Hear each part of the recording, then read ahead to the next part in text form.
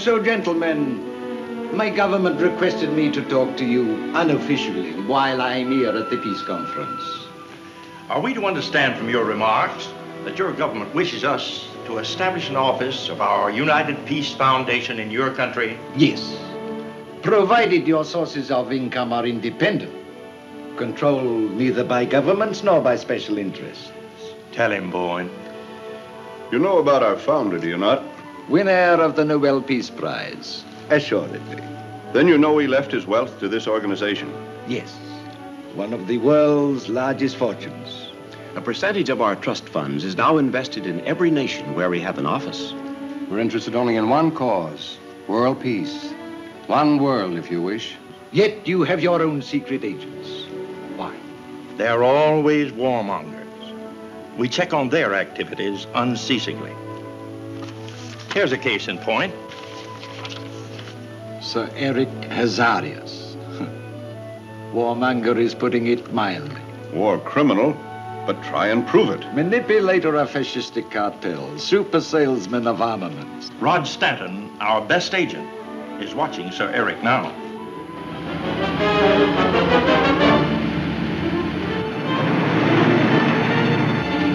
We're being followed again.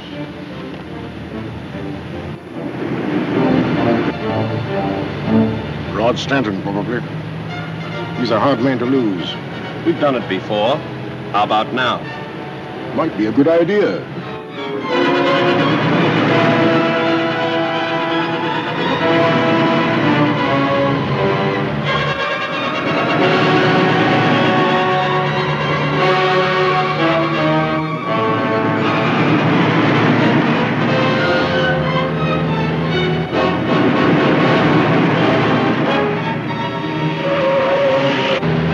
The steering wheel, something's gone wrong.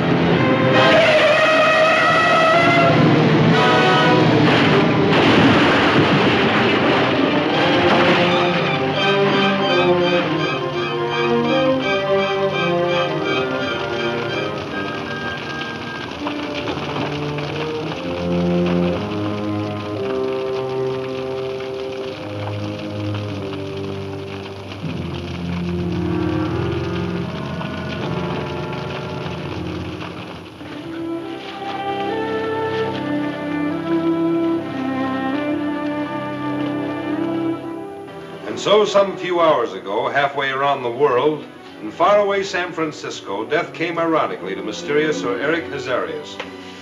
Ironically, because this sinister promoter of destruction died only a few miles from where delegates to the World Peace Conference are meeting to outlaw war.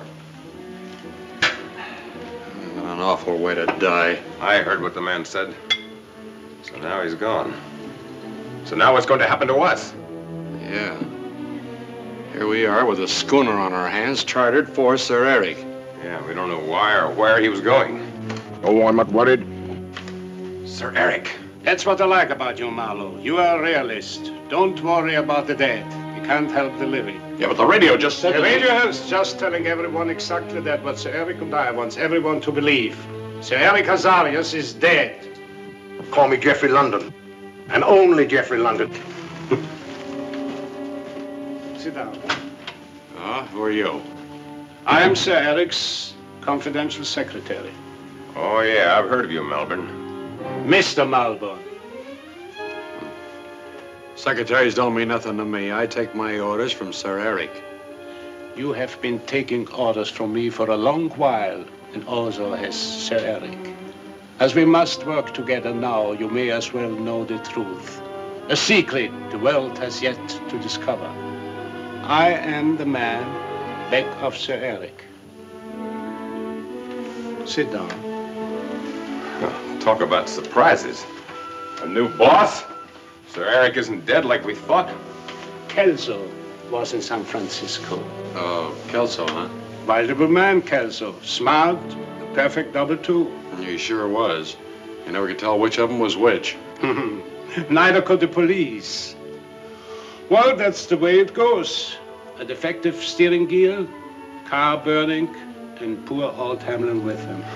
Well, having his tub and a native crew ready instead of Sir Eric's yacht is beginning to add up. I don't get it. I do. We won't be followed this trip. Your guess is perfect. Marlowe, I am tired of Sir Eric being under constant surveillance by the FBI, Scotland Yard, the Sûreté. And Rod Stanton. Yeah, aren't we all?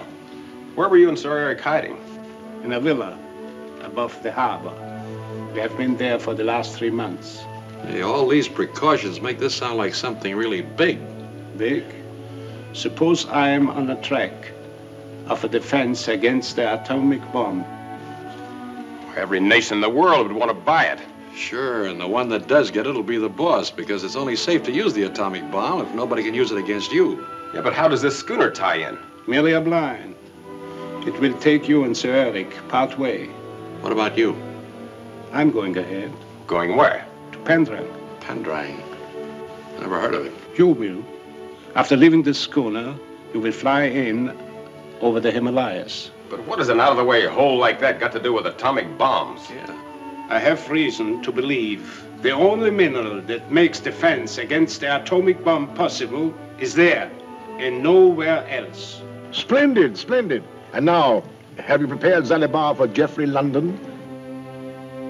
There you are, gentlemen. You are now looking at Geoffrey London, Esquire.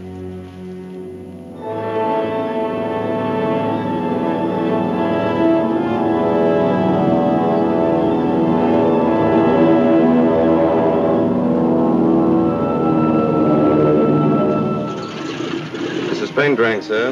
Landing field for Zalabar. Is there any transportation into town? You'll probably have to wait, Mr. London. Passengers aren't expected this time of the year. It's fantastic. Being in the land of eternal summer after coming through the snow and ice of the Himalayas. The next 5 months, no planes can make the trip in. I can understand why you're so anxious to get started back. We'll have the gas sent out just as soon as we get into town. Well, thank you, sir. That'll give me time to check the engines. Right.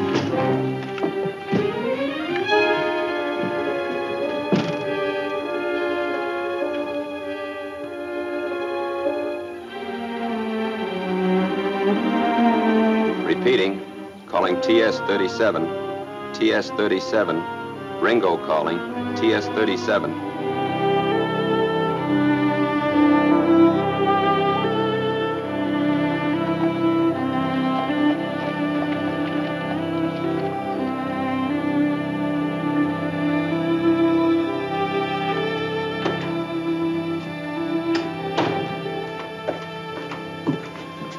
Perhaps information comes sooner than we expected, my dear husband. Ringo's calling on the radio. Watch the desk, Lacana.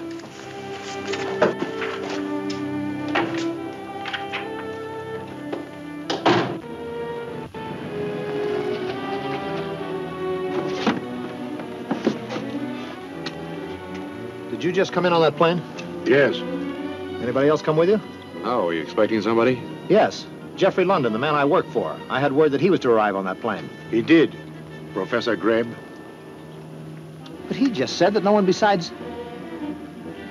Sir Eric? Gosh. The fact, Greb, that you didn't recognize me is proof that we have nothing to worry about. Well, someone must be wise to the trick. Our man at Bakwar reported by radio that the pilot who was to fly your plane was found unconscious after the plane took off. Come with me, Marlowe. I picked up the 2 men according to orders and landed them here at the Zalabar field. Another man, whom they call Geoffrey London, is with them. Anything interesting about this man, London? He's backing Dr. Elmore's expedition and is convinced that Dr. Elmore is going to be the one to find the lost city in the Pendrang jungle. Does London look, act, or talk at all like Sir Eric? No, except for one little thing. He seems...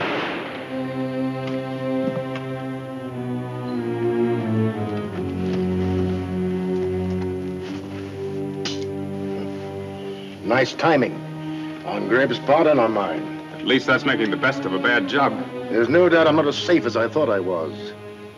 I'll send Johnson back to help you take care of things. What about the archaeological work? How's it getting along? Very well. Dr. Elmore and his expedition have been in the jungles for some weeks looking for the lost city. And your work, Greb? My laboratory is all set up, underground. Has Dr. Elmore any idea what is really going on? Not the slightest. He's all wrapped up in lost cities, ancient symbols, forgotten civilizations. And now, have you prepared Zalabar for Geoffrey London? Prepared Indra, you mean? She is Zalabar and Pendrang. Indra. Oh, yes, the lady who rules Pendrang. That's right, from the Light of Asia Casino.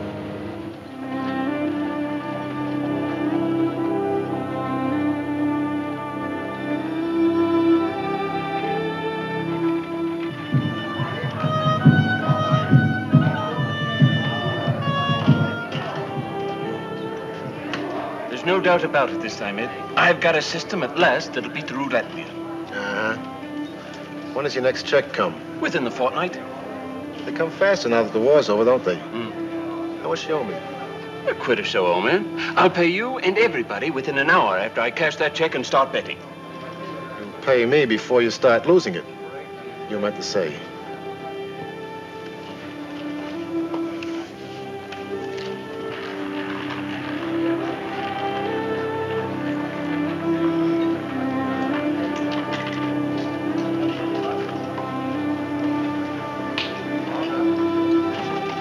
Geoffrey London's secretary? No one else.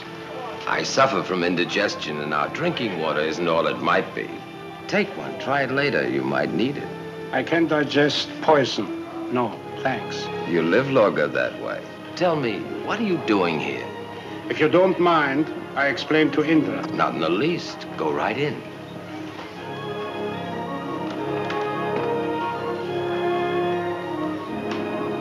Come in.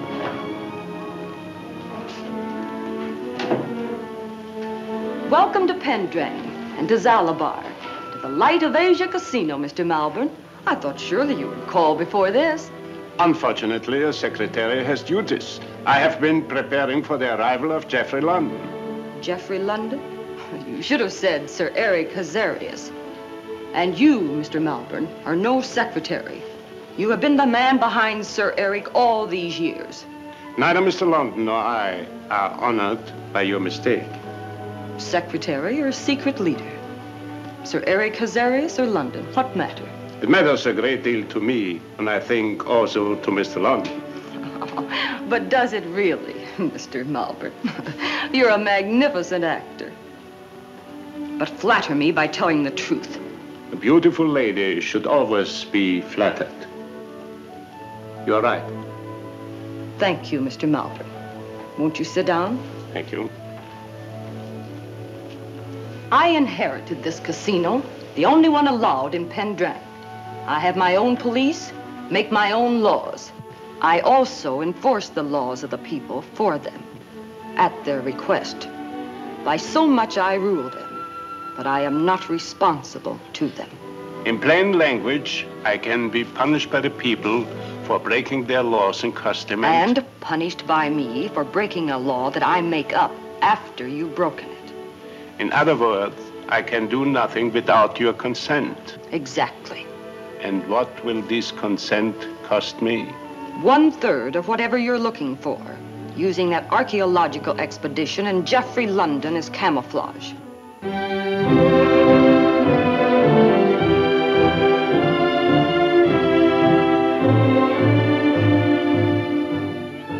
And so I repeat, gentlemen, what I said almost a month ago. It was not Sir Eric Hazarias, but his double that was killed when his car went over the cliff and burned.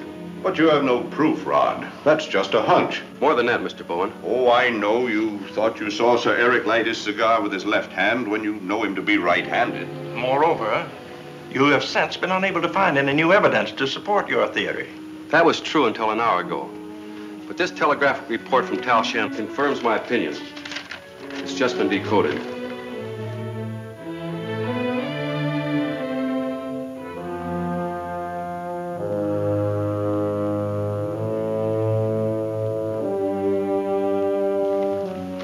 Arrangements, gentlemen, mean some sort of a plan. Tal Shan and I happen to know that Marlowe and Johnson are secret agents for Sir Eric. And you want us to gamble with you, I suppose, on the chance that you're right? Yes, sir. And send me at once to Pendrang.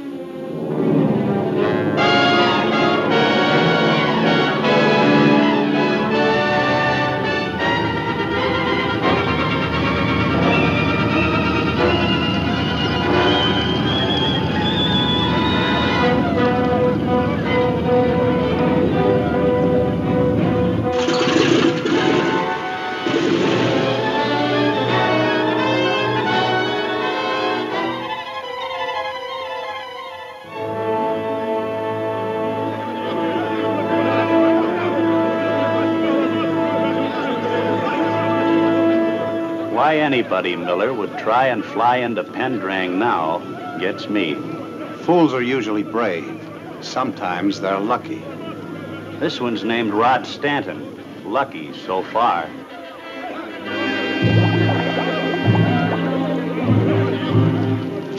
I was told I was to sign for the gas. Is that right? Right, Mr. Stanton. Here. I'd turn back if I was you. Headwinds? Worst in the world. That's why no one can get into Pendrang by air this time of year. You can't get in, period.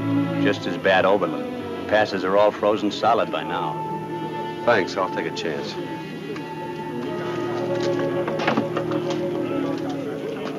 Another thing about fools, Miller. They never take advice. That's what Sir Eric figured about this one. I'll radio Zalabar.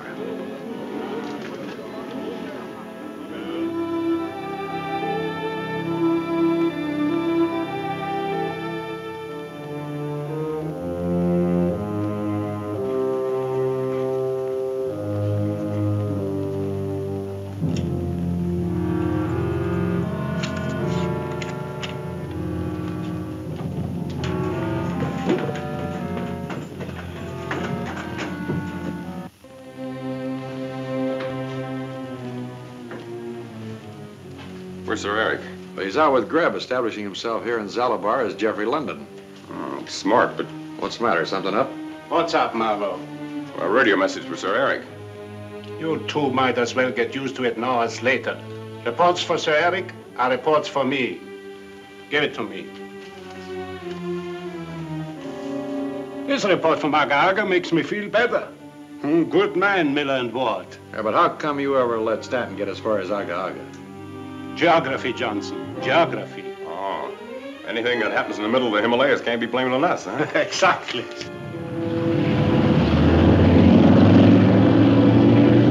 Lucky so far, no farther.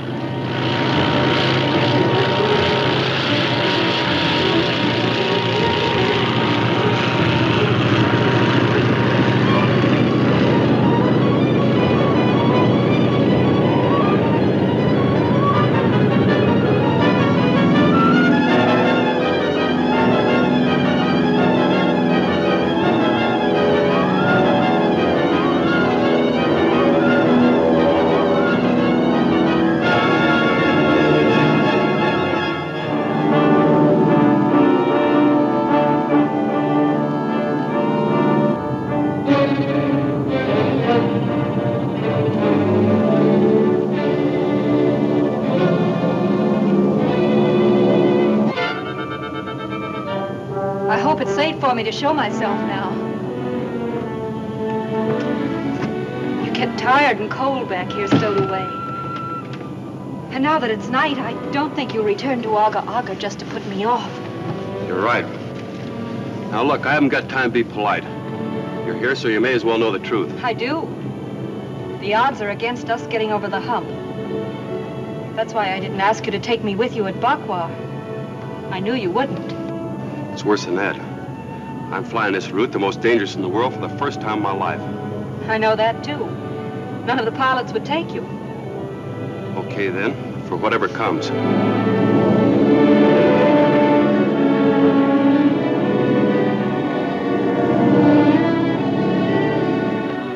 Who are you? Marjorie Elmore. Professor Elmore of the Geoffrey London Archaeological Expedition is my father. I've heard of him. A lot of help you are to him. Meaning, I suppose, that he may have to look for a lost daughter instead of a lost city? Meaning just that. You hear what I hear? That engine's going fast.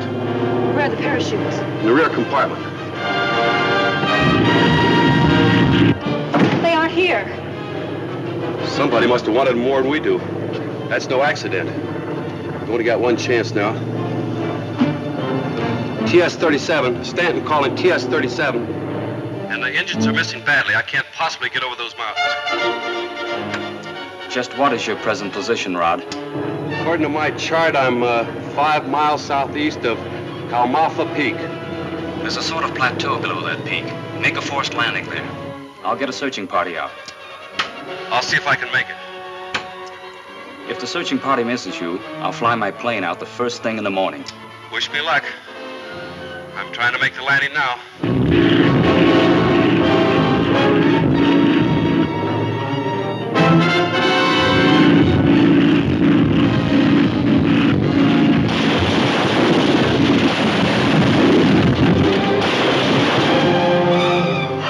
We made it. We'd better go out and see how we're fixed.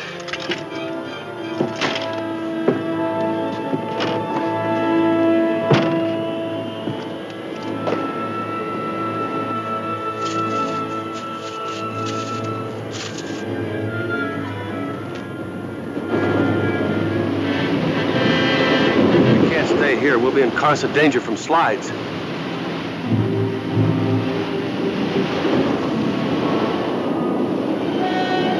If we leave the plane, how will a search party find us? We'll head towards Halmaffa Peak. I gave that as my bearing. It'll be tough going.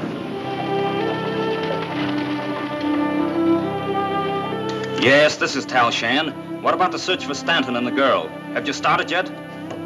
Your message had to be relayed many miles. The mountain men are gathering now for the search.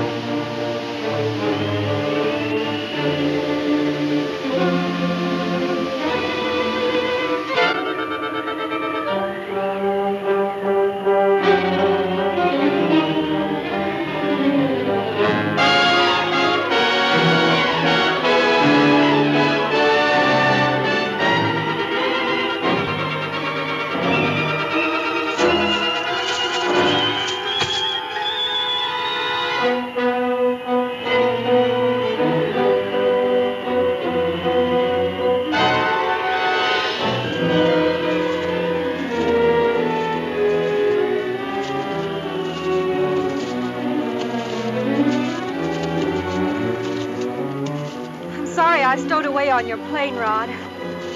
I know I'm a hindrance, but I can't go any farther.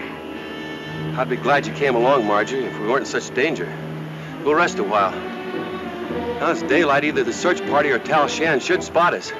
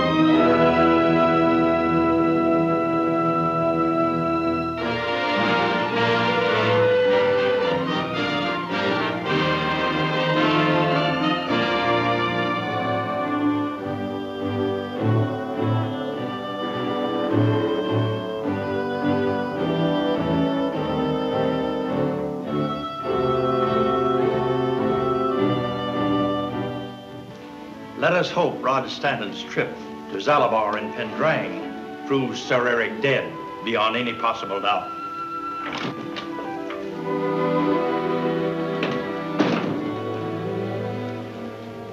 Just decoded from our agent in Pendrang, Tal Shan. Received radio report from Stanton. His plane forced down in Himalayas. Have mountain men searching. No word as yet.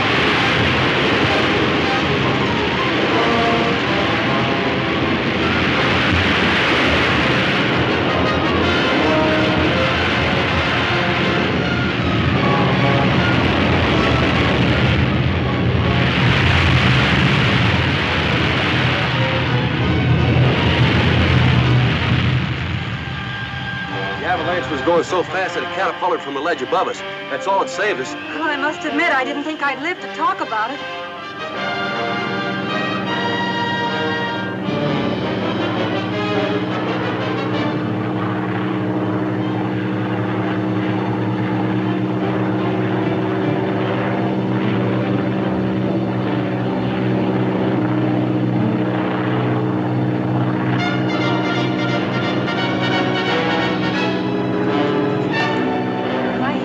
Or is that a plane? That's a plane, all right. Tal Shan?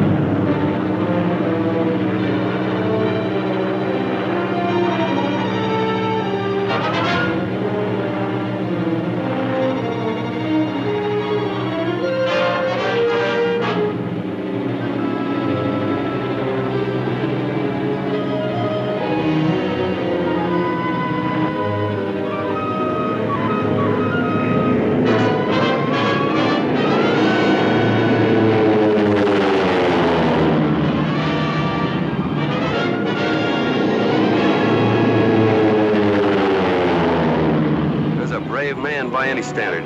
No argument from me on that point.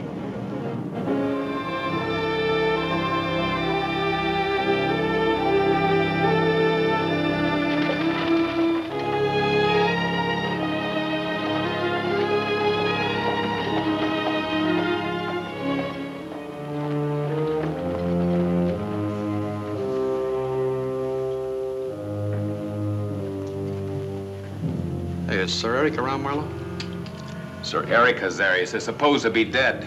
Here in Pendrang like every place else. Oh, sure, Marlowe, but calling him Geoffrey London now after having called him Sir Eric for so long, well, gee, it ain't easy. Where is he? He's out with Malborn. Well, here's Malborn now. Too bad Mr. London didn't come back with you. Got a very important radio message here from Aga he'd like to hear. Mr. London or to me, what does it matter? Read it. Rod Stanton and Marjorie Elmore survived plane crash in Himalayas. Mountain men rescued them. Now en route to Pendrang via Maraba Pass. It's signed by Miller. Oh, Dr. Elmore, the head of our archaeological expedition, has a daughter named Marjorie. The girl is unimportant, but Rod Stanton... He's coming here for one reason. Obviously, the United Peace Foundation has assumed correctly that it was Sir Eric's double who died in the accident. Yeah, but how is their agent Stanton going to prove that Geoffrey London is really Sir Eric Hazarias? You'll never be able to recognize Sir Eric now that he's shaved off his beard. You missed the point, Marlowe. If he uncovers sufficient evidence that Sir Eric is alive, he will continue with his investigation. Yeah, and maybe find out that a secretary like you is really the man behind this. Well, we've got to get rid of Stanton, that's all. Of course, but not before we have found out who is associated with him. But who do we start looking for? That man Ringo was talking to by radio when we let Ringo have it? While him. He must have helped to rescue Stanton. Oh, I see. Then you figure that he'll bring Stanton here and we can... Oh, it's going to be easier than that. Stanton will insist on taking the girl to her father at my expedition's headquarters. Mm-hmm.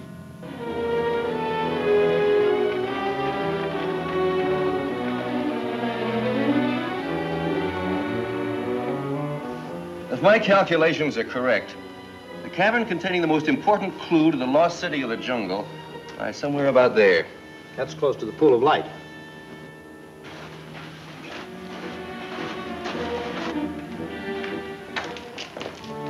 Dr. Elmore, I presume? Marjorie. Where did you come from? How did you get here? Stowed away on Mr. Stanton's plane. Rescued by Tal Shan when we made a forced landing. Oh, I've been having some real adventures. I'm certainly glad I didn't know about all this until now. I must confess I'm delighted to have you with me again. This is Rod Stanton, my father, Dr. Elmore. How do you do, Doctor? And Tal Shan. Step forward and take a bow, Tal. We've known each other quite a while. Thank you, gentlemen. This is my assistant, Dr. Greb. How do you do? Glad to know you. Pleasure, I assure you. Now, if you'll excuse me, I have to get back to the excavation.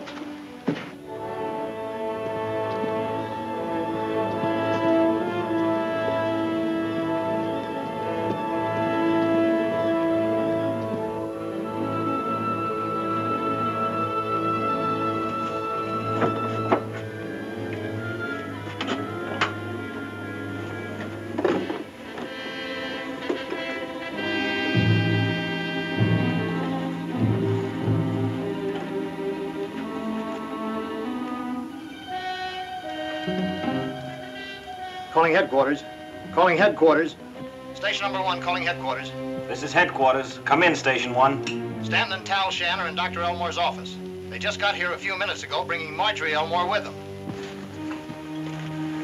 Mr. London, did you hear that? I heard, Johnson. So Tal Shan is the man working with Stanton, huh? Wait here.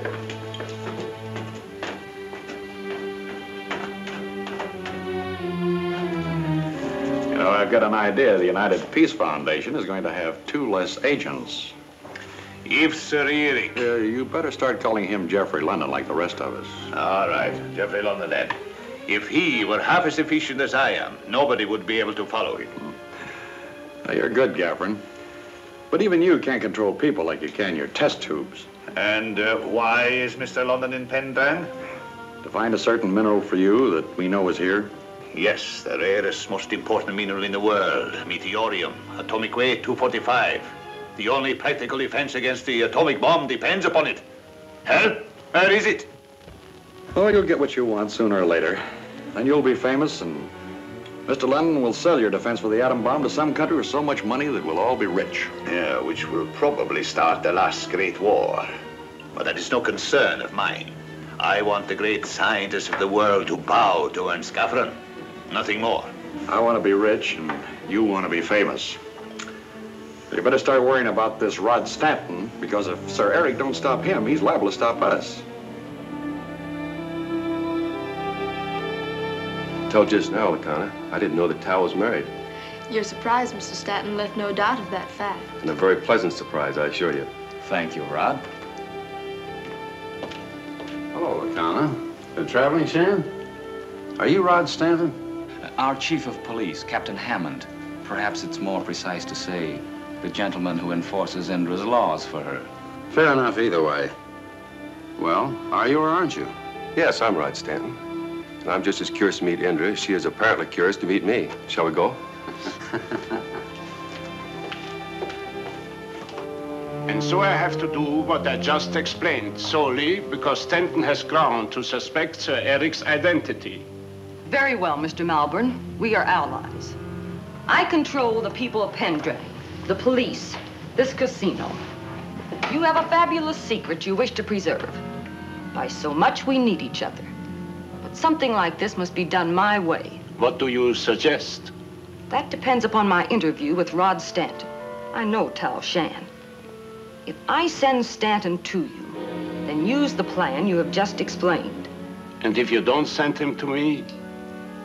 Return here and I'll give you my decision.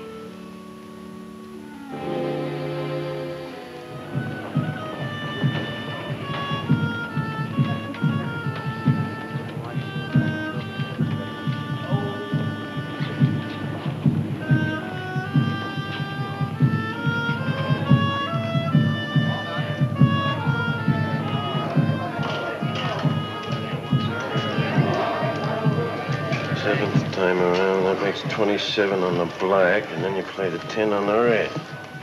There. That system's infallible. It'll beat the wheel every time. Too bad you can't prove it till your next check comes. That won't be for a long time. And don't ask me for an advance. You're a curiosity, Stanton. First man ever to get into Pendrang after winter really got started in the Himalayas. Just lucky, I guess. Doc Harris does the introducing. See you later, Mr. Stanton. Mountain water doesn't agree with me. This really fixes it. Anytime you don't like it, let me know. I'll remember that. This way.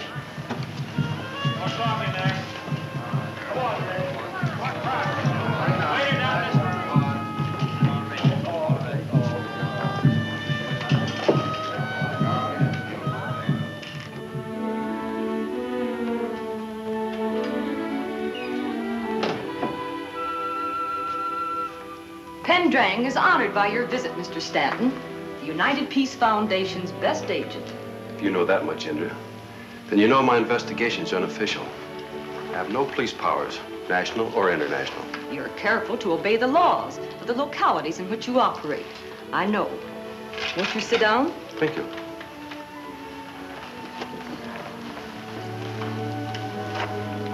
Why have you come here? I have reasons to believe that Sir Eric Hazarias is here, and I hope to prove it. Sir Eric Hazarias? But he's dead. That's what he's tried to make the whole world believe. I don't. Whom do you suspect? Geoffrey London. Oh, come, Mr. Stanton. My plane was forced down, Yes, I heard. and the removal of the parachutes compelled me to think there was sabotage. It was anticipated that you would not survive to tell about it. Is that it? You have a point there. Here's another reason. A man named Ringo. Ringo was murdered in his plane at our field. We're investigating now. And London must have been near the plane, or somewhere near the landing field, at the time of the murder. Marlowe and Johnson were with him. You're interested in only one thing, aren't you, Mr. Stanton?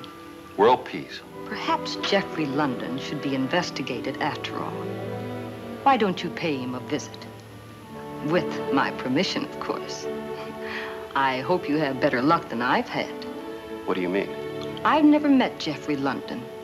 Only his secretary, a Mr. Malborn.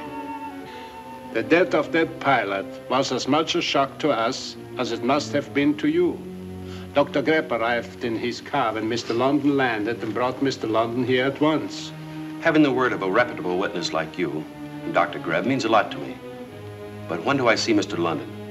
As his secretary, I should be able to give you a direct answer, but Mr. London is an unpredictable man. I beg your pardon, Mr. Malborn, but I'd like to ask Mr. Stanton why he doesn't include Mr. Johnson and me as reputable witnesses. You've always been employed by Sir Eric Hazarias. Are you now?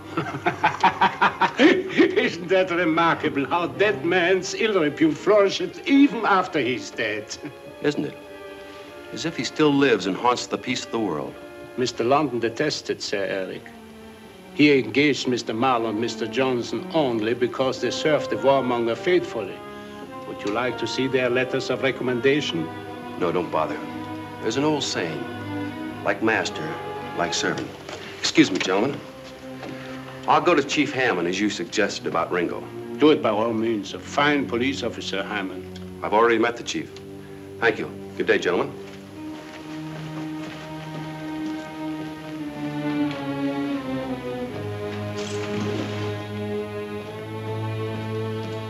Indra sending him here means that she agrees with us. You better leave now.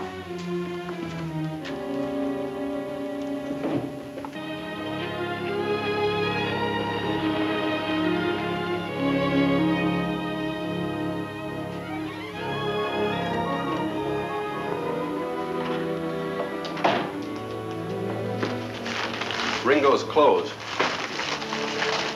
Hammond didn't mind giving them to you? No, I told you he wouldn't. I explained that you knew his brother, who needed them badly. That is true, and I shall give them to him. But not before we take from them what belongs to us.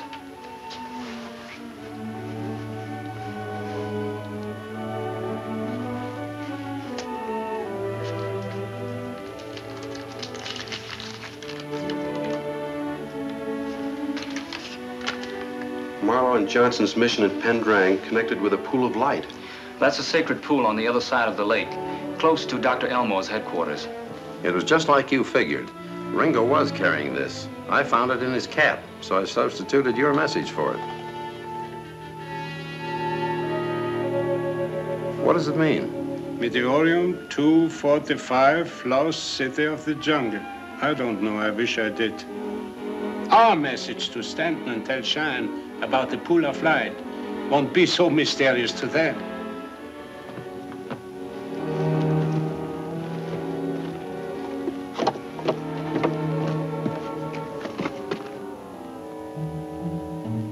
The pool of light?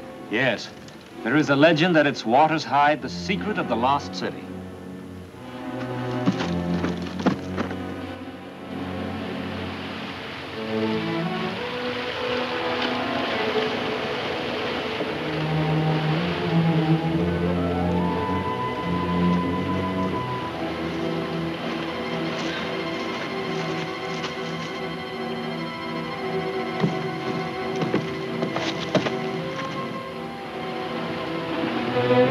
One of them is carrying dynamite. They're going to blow up the pool. It will cause great trouble in Pendrang if they do. The pool of light is sacred.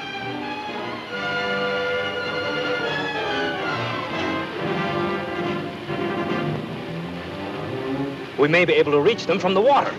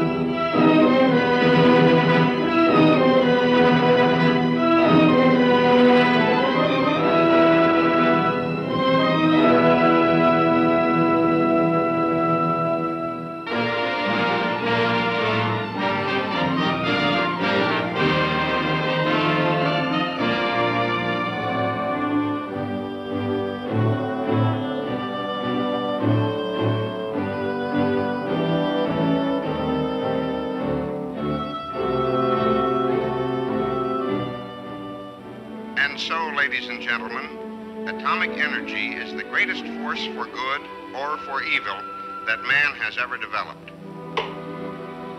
And it's up to us to see that it will contribute to world progress through peace instead of world chaos through conflict. What a field day the atomic bomb will provide for warmongers. Especially when men like Sir Eric Hazarias have any influence. Yes, Stanton defends peace and decency while Hazarias advocates war to gain power. Speaking of Hazarias, I'll feel a lot easier when Rod reports about him from Pendrang.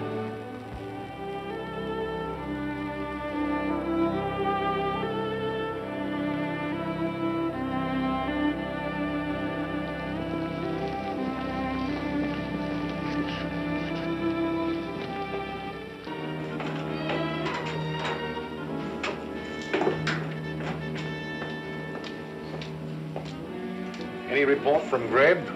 Yes, Sir Eric. Call me Geoffrey London, and only Geoffrey London, even when we're alone, Kurtz. Sorry, Mr. London. Greb just relayed Marlowe's report by walkie-talkie. The pool of light is to be destroyed as you ordered. Good. The pool is a shrine. The tribesmen will be up in arms. And we'll blame Stanton and Tal Shan if those two escape the blast.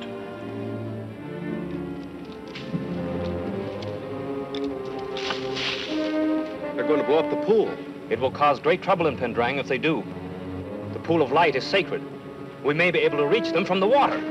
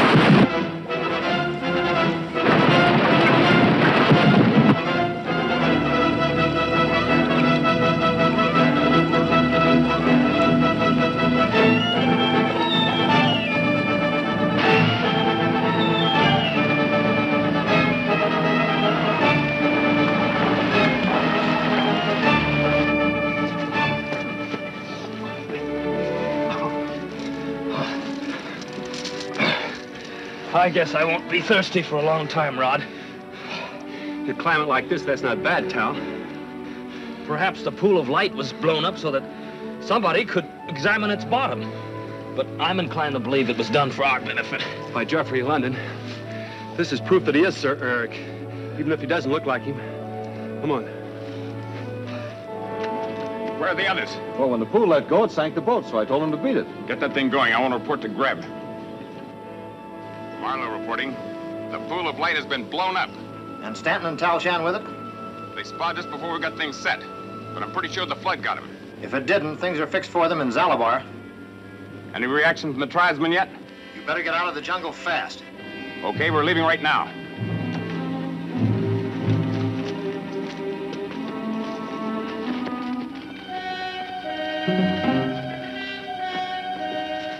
Stanton and Tal Shan.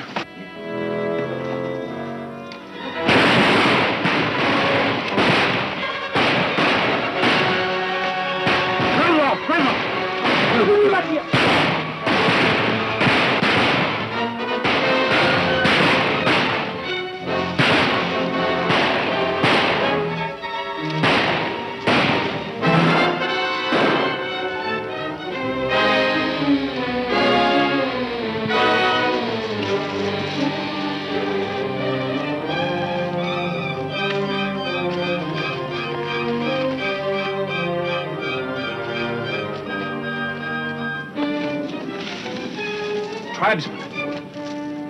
One of the men from the speedboat. He'll never talk again. But maybe this will, though.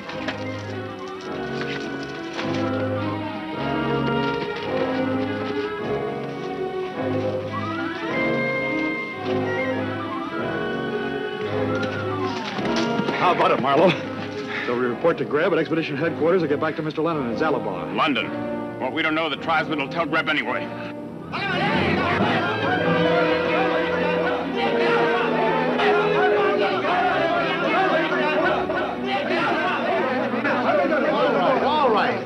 She's going to be all right. Settle down.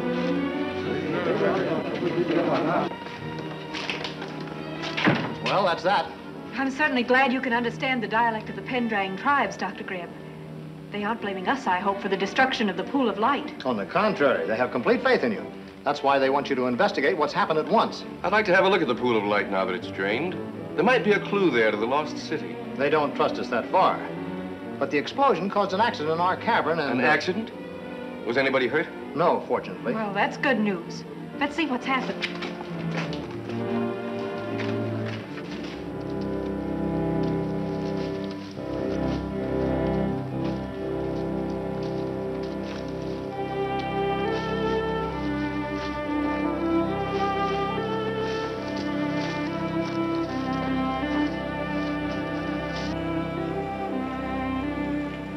Is this what the tribesmen wanted us to see? This is it.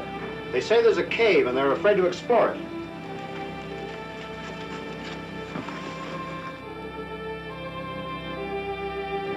It's a temple.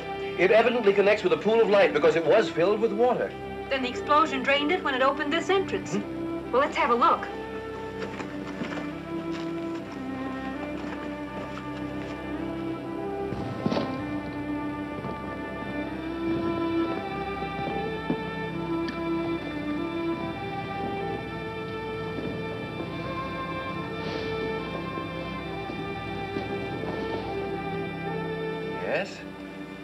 Yes, this should prove to be one of the tablets we've been looking for.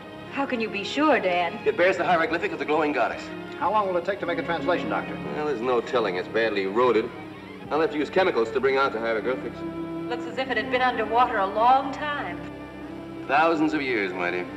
Do you think it may at last tell us something specific about the glowing goddess? I'm sure of that, Greb. The symbol of the glowing goddess wouldn't be on it otherwise. This will be good news for Mr. London. It's one step in the right direction.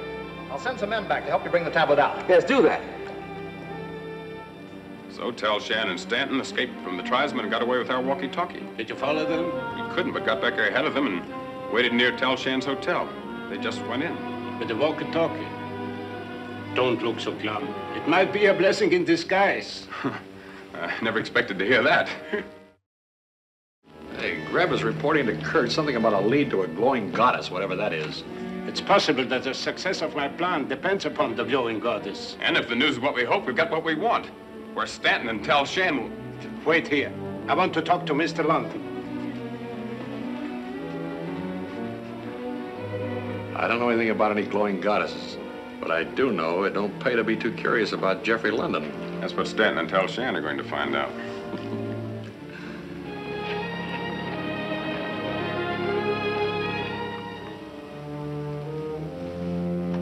Just as we thought, one of the tubes broken. WXY 2614. Have you got any? Think so. I keep an assortment to be on the safe side in an emergency. Too bad we couldn't have used this set on the way back here. With a fixed wavelength, we wouldn't have had any trouble tuning in. Yes, and what we might have heard could have provided us with a direct lead we need to prove that Geoffrey London is Sir Eric Hazarias.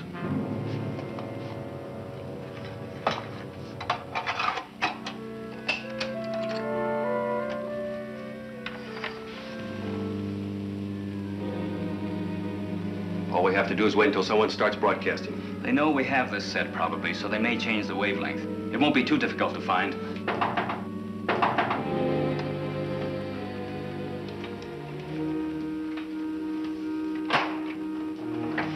This time, Indra's police chief wants to see both of you.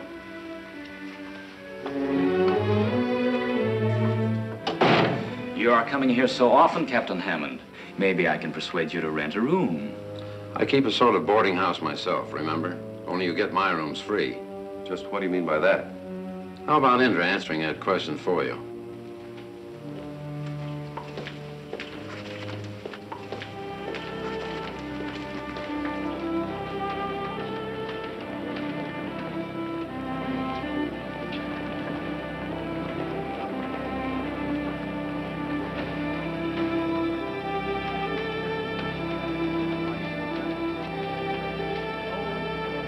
Now we can go back and go in the window and fix up the walkie-talkie the way Mr. London wants. Yeah, we can take our time doing it, too. Good going, Denison. You get the point.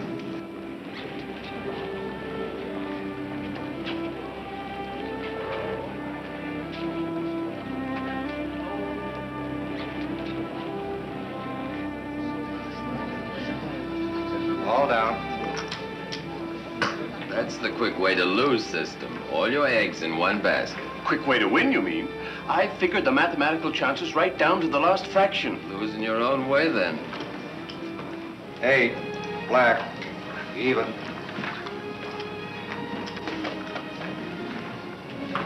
I'll take over, Captain Hammond. Why you two ever came back to Zalabar is beyond me. Come on.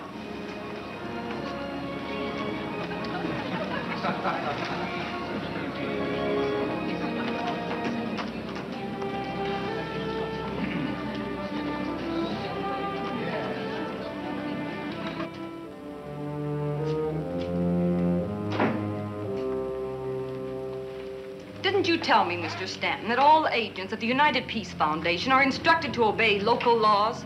How else could a peace foundation win respect for international laws if it disregarded local laws? It is not part of our duty, for example, to blow up the pool of light. You see, Indra, they haven't been accused of anything, but they are already pretending innocence. Indra's question was an accusation. Especially since Mr. London, or should I say Sir Eric Hazarias, sent his secretary here to front for him.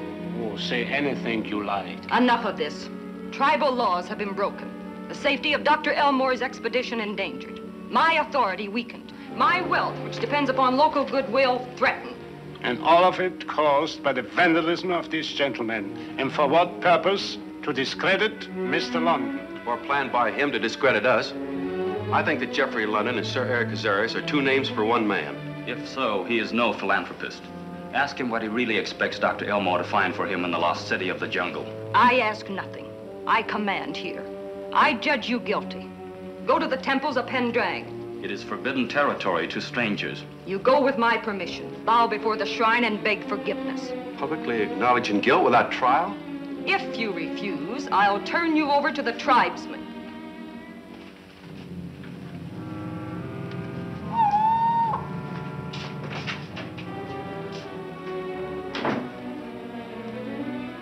Are you sure the destruction of the temples can be accomplished so that it will appear as if Pendrang's legendary glowing goddess is punishing those two? Depends upon whether they are taking the walkie-talkie with them. I know. That's the weakness in your plan. You can't be sure. Fairly certain. They have no way of knowing when my men report by air to Sir Eric. They will have the radio tuned in, therefore, as much as possible. Dr. Greb and I came in with a part of the hieroglyphics that Dad has been able to translate so far. No doubt Mr. London will be delighted. Why, this discovery alone is worth the cost of the expedition. It may provide a lead to the long-lost image of the glowing goddess. Thanks for telling us, Margie. Are you going to Mr. London's now? Oh, no, shopping. I need clothes. Well, wish me luck. Bye. You know, Margie and her father haven't the slightest idea that Geoffrey London isn't what they're thinking. They look upon him as a benefactor.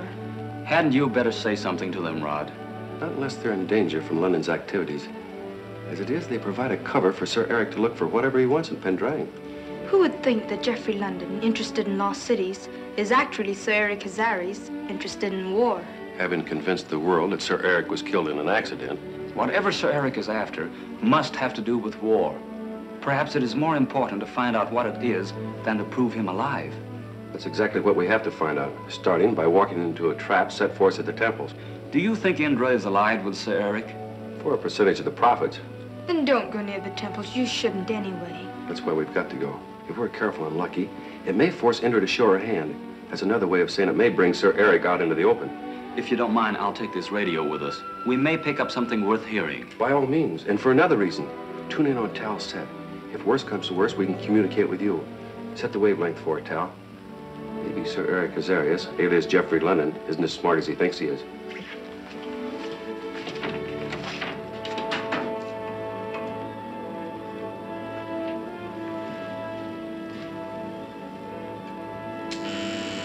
Yeah, there you are. A man-made earthquake by radio. You've done your part, Gaffron. Now all we can do is to wait for Marlowe to report. The translation of that tablet by Dr. Elmore increases the need to eliminate Stanton and Tal Shan. The way you're getting rid of those two will not only convince the tribes the glowing goddess has punished them, but permit us to search the abandoned ruins of the temples later for another lead as to where Meteorium is hidden. Well, if the statue of the glowing goddess exists, as you suppose, and if it gets its name from the fact that it's impregnated with Meteorium, which is radioactive, then all we need is that statue. All we need? Is that enough Meteorium for your purpose? A fraction of an ounce is more than enough. With it, I can guarantee a device that will stop the atomic bomb.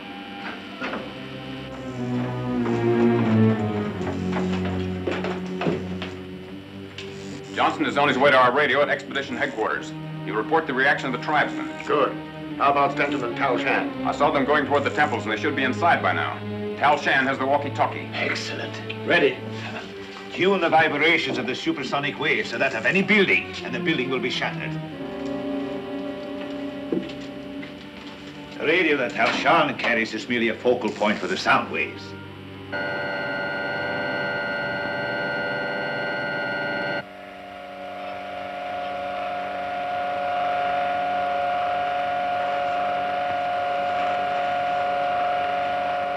Is that sound coming from the radio? It doesn't seem to be. Strangest noise I've ever heard.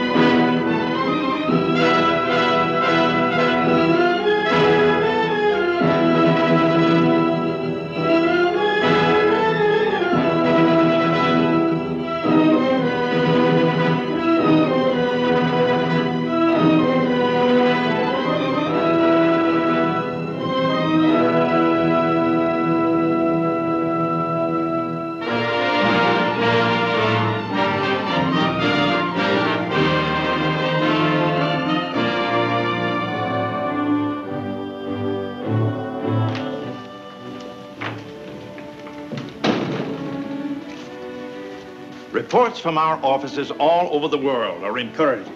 Nations actually seem anxious to make peace work at last. Make the United Nations practical by giving the international organization power to enforce international laws, and peace will be a reality. Unfortunately, there are too many warmongers, still too powerful, in too many nations. That's one of our problems. It's up to us to expose them with agents like Rod Stanton. It'll certainly be a good beginning.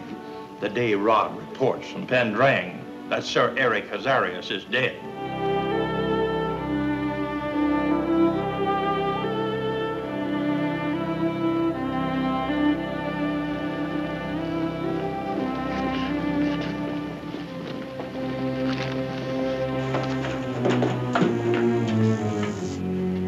Tal Shan and Stanton ought to be inside the forbidden temples of Pendrang by now. And Johnson? We'll go to our station at Expedition Headquarters and report the reaction of the tribesmen from there. Did Tal Shan and Stanton take the walkie-talkie with them? Tal Shan. The tribesmen will blame them for everything. Giving us a free hand to get what we want. Without the world learning that Geoffrey London is merely another name for Sir Eric Hazarias. Ready. Tune the vibrations of the supersonic wave to that of any building, and it will shatter the building.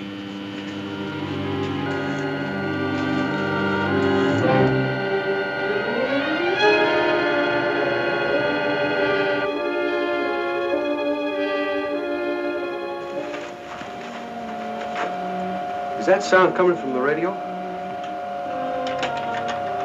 It doesn't seem to be. Strangest noise I've ever heard.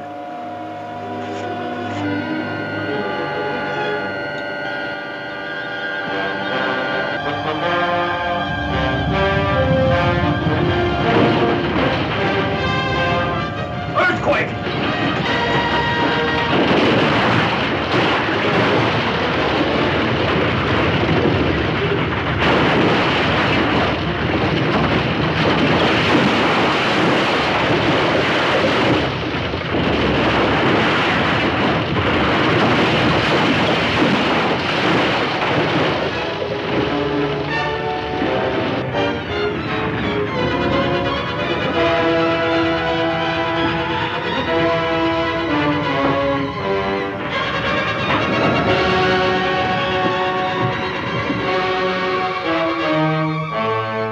I missed my guess. That was a man-made earthquake, courtesy of Geoffrey London, put on for our benefit. But how?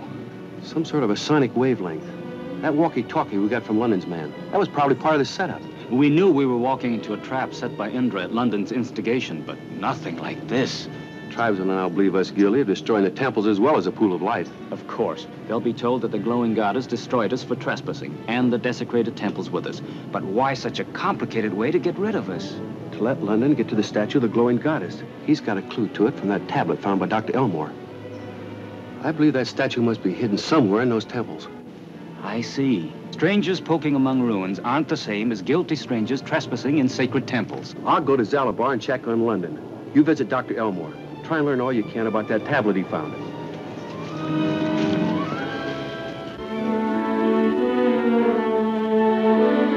And the destruction of the temples, following the destruction of the pool of light, has infuriated the tribesmen. I don't blame them. Unfortunately, however, for Rod and me, they will be sure to blame us. Nonsense. And if they do? It won't be as easy to exonerate Rod and Tal Shan as you may believe, Dad.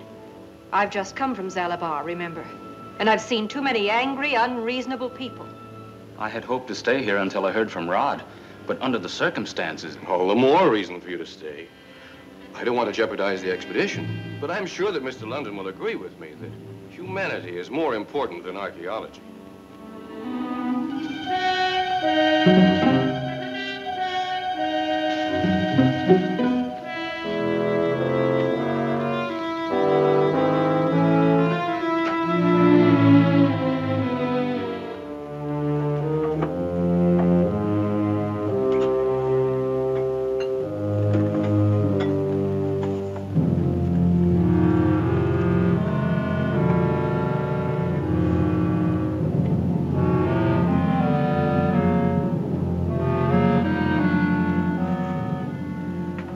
Station 1 calling headquarters. Johnson calling headquarters. Headquarters standing by. Come in, Johnson. Not so fast. Repeat, please. Something wrong. Got it. Anything else? Hold on. What do you want Johnson to do now, sir?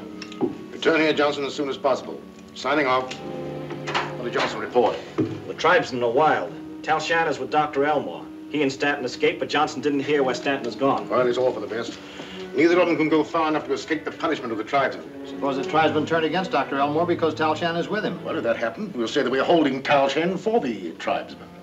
Better go out there, Greb, and stand by for orders. Marlowe, keep watch upstairs.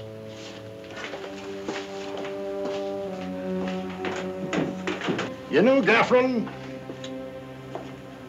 I have a feeling you won't have to wait much longer for the Meteorium you need. Your defense against the atomic bomb should be completed soon now. We must have Meteorium, remember? From everything I can gather, we should find it in the statue. In that case, you will soon be able to sell the atomic bomb defense, and the world will bid for it. I hope so. In the meanwhile, I have a detail to take care of. Mr. Rod Stanton, agent for the United Peace Foundation.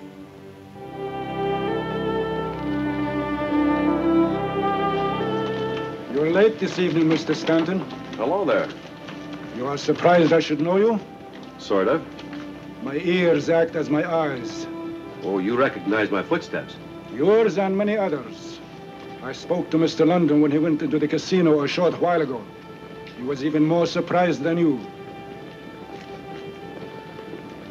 I'll bet he was.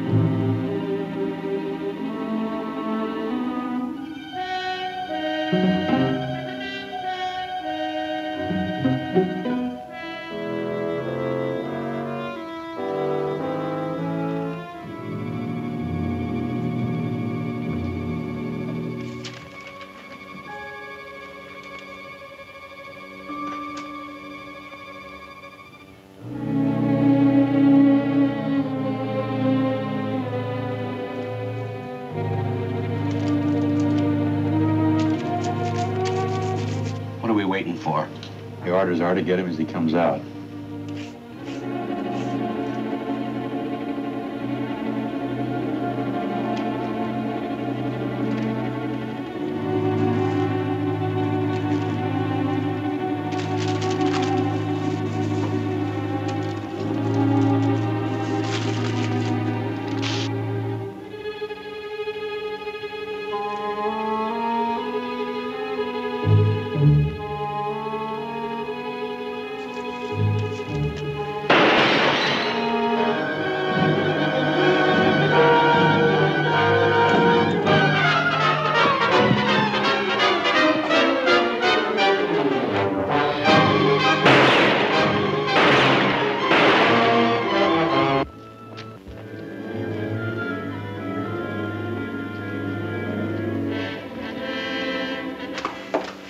Tal come back yet, McConnell? Not yet, Rod. Our friend Geoffrey London has a sense of humor.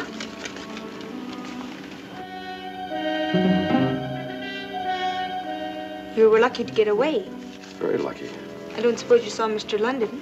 No, but I picked up a set of fingerprints that might give us some information. Good. I'll break them down right away and read a description of them to headquarters for identification. While you're doing that, I'll accept Geoffrey London's invitation.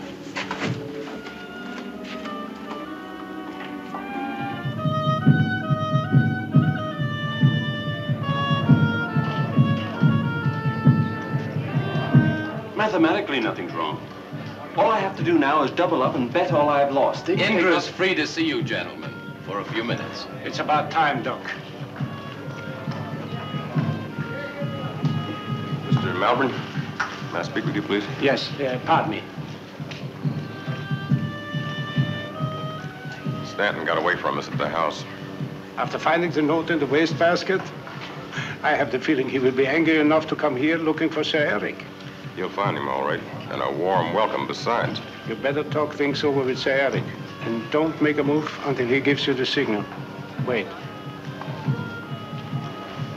I'm sorry, Mr. London, but I think it will be necessary to change your plans. The gentleman you made the engagement to meet in the casino is due any minute.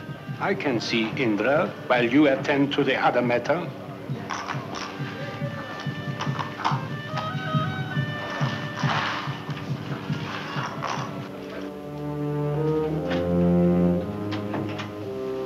At times, Indra, you can be very annoying. Coming from you, Mr. Malborn, some women would take that as a compliment.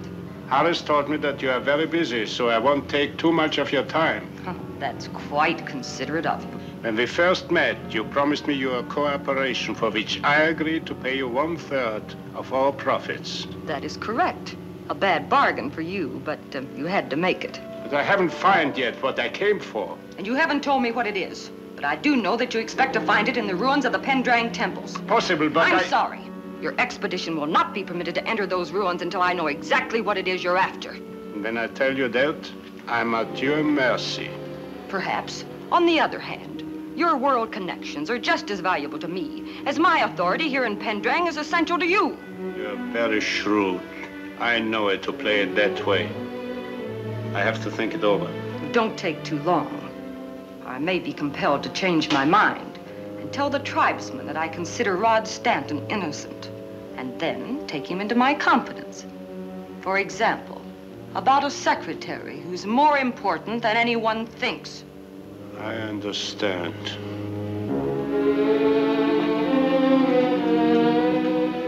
I'm accepting your invitation, Mr. London. Rather an unusual sort of an invitation. Let's come to the point, Stanton. Just why are you so interested in Mr. London's affairs? I'm especially curious to know what there is about a lost city in the jungle. Bring a man like Sir Eric Hazarias to this corner of the world. Are you not confusing Mr. London with someone else? I don't think so. But I'll tell you why. How you doing? Oh, just so-so. But I can't figure out a new game that's going on with no cut for the house.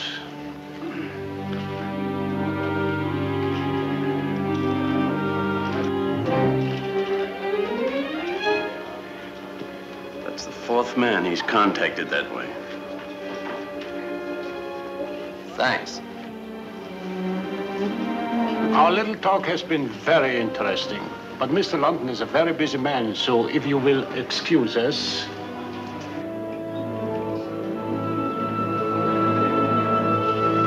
Just a moment, please. I know you gamble for big stakes, Mr. London, so before starting your play, you should familiarize yourself with some of the casino's special features. Look around and you'll see what I mean.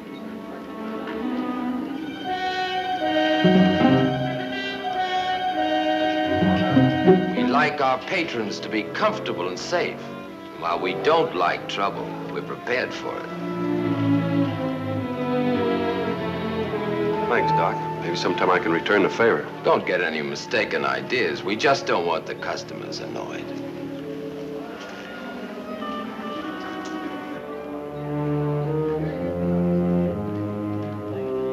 Did Harris get wise? Yes. And I think Stanton will go directly to Dr. Elmer at the expedition headquarters. The tribesmen are out looking for him. From what Indra just said, I can understand why he was safe in Salabar. She ordered it so. But in the jungle, it will be different.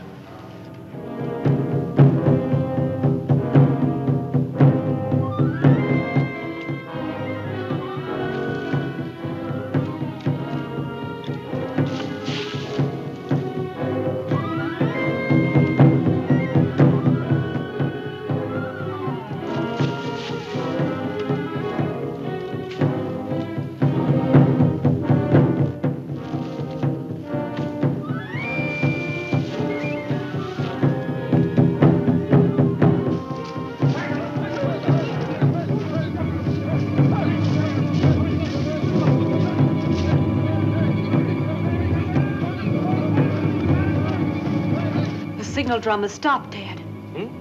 No, I didn't even hear it.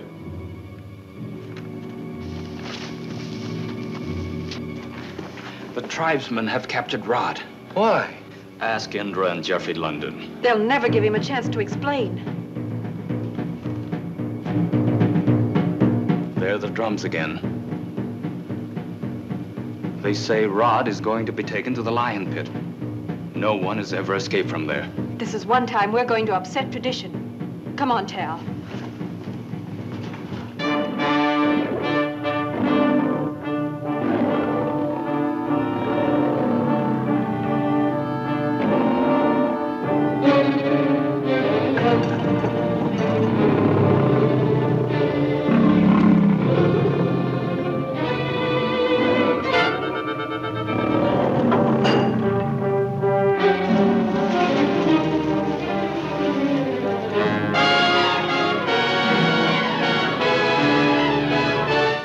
Leave him there without food and water. Wait here. It's better I go alone.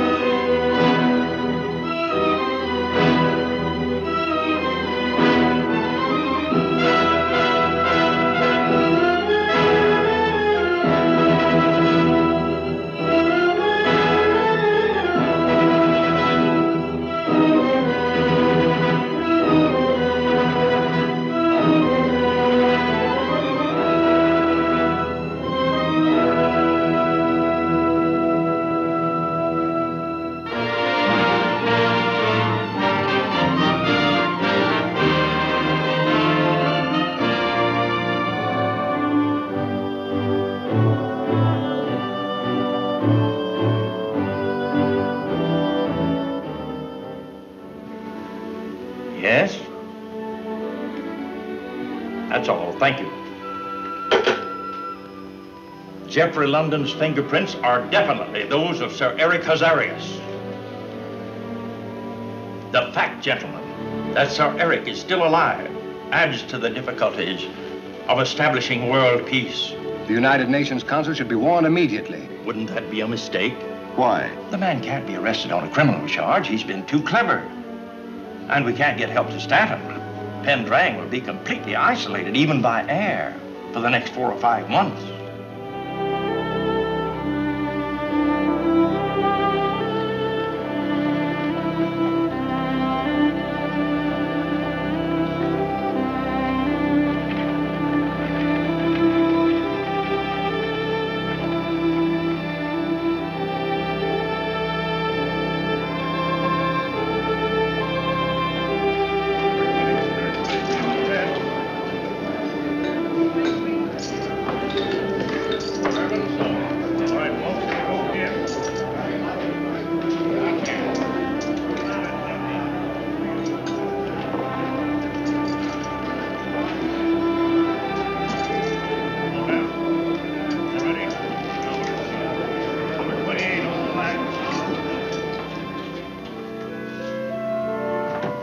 You were right about Malborn and Sir Eric Hazarias. In Pendrang, Sir Eric Hazarias is known as Geoffrey London. Remember next time. Geoffrey London, then. Those two would have got rid of Stanton in the casino if I hadn't stopped it.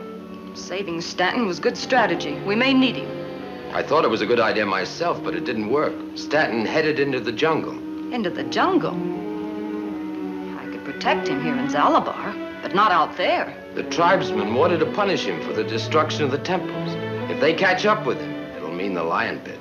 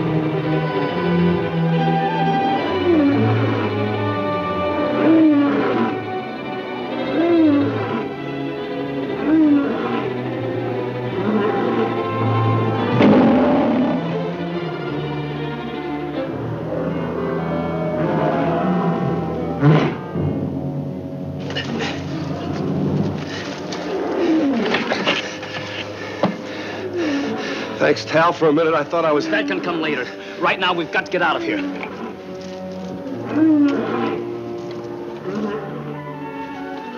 Hello, Marjorie. I meet the nicest people in the strangest places. If we don't move on, we're likely to meet some not so nice. I don't think it wise for me to go back to Dr. Elmore's with you. Oh, our tribesmen are friendly, Rod. But a careless word from one of them to the wrong person, and your father may be in trouble. Did you say you were going to the expedition when you were captured? Yes. Do you think your father'd mind coming into Zalabar tomorrow? I think he'd be glad to. That'll give him a chance to talk to Mr. London. Fine. Sure, what I have to say is very important. All right, Rod. We may as well get started.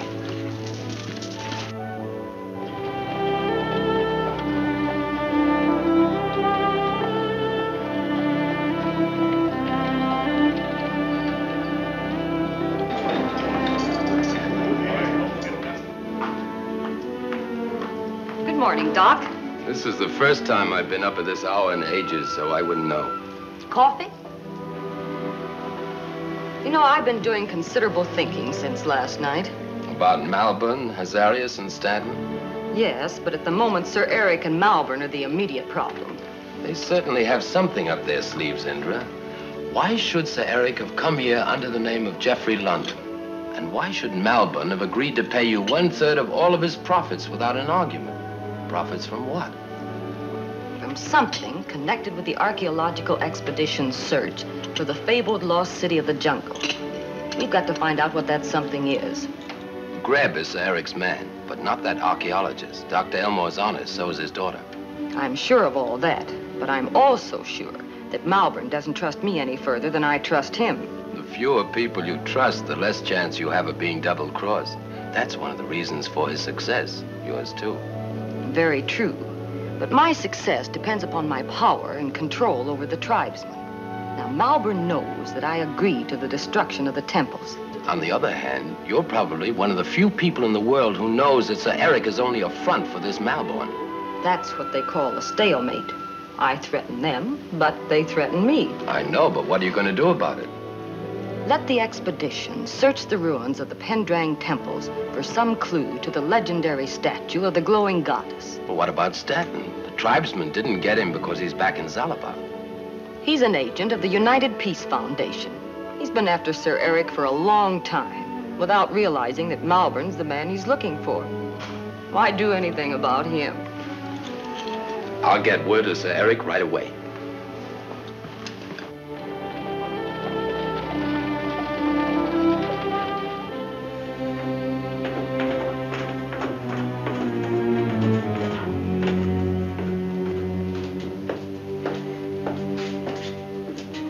Anything exciting on the air, Kurtz? Just routine news. This inactivity, Sir Eric, may cost us dearly.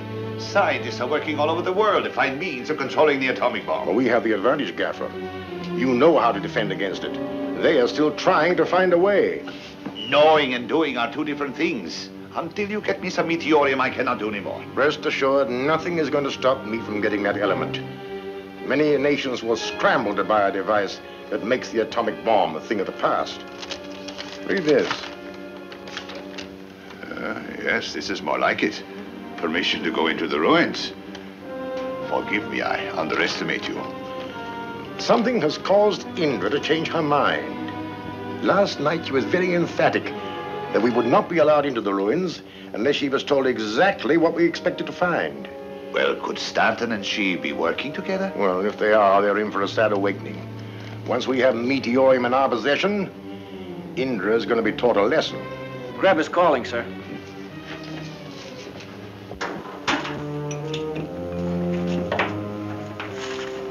Yes, Greg. Dr. Elmore and his daughter have just left to go into town to meet Rod Stanton. Why, do you know? Well, he didn't confide in me, and naturally I couldn't ask him point blank. But I've arranged to stop the meeting from taking place, at least temporarily.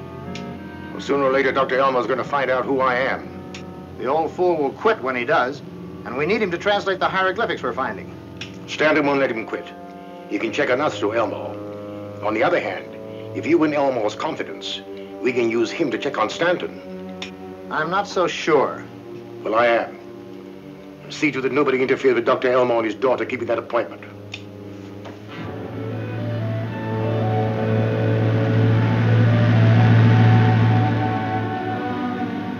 I meant to ask you before, Marjorie. What do you know about this man, Stanton? As a matter of fact, very little. But he seems quite nice.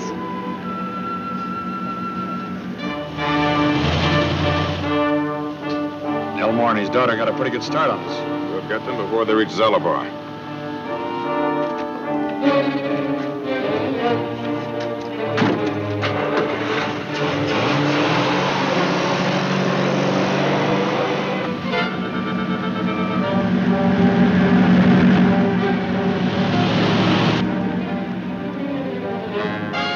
That car behind seems to be following us.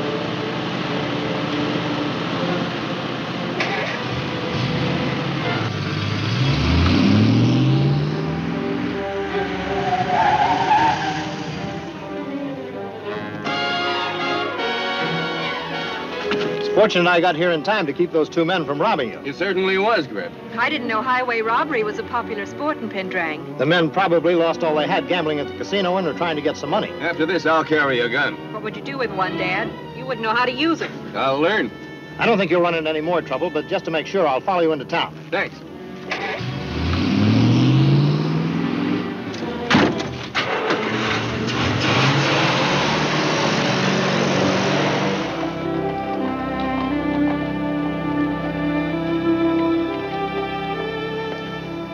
Hello, Rod.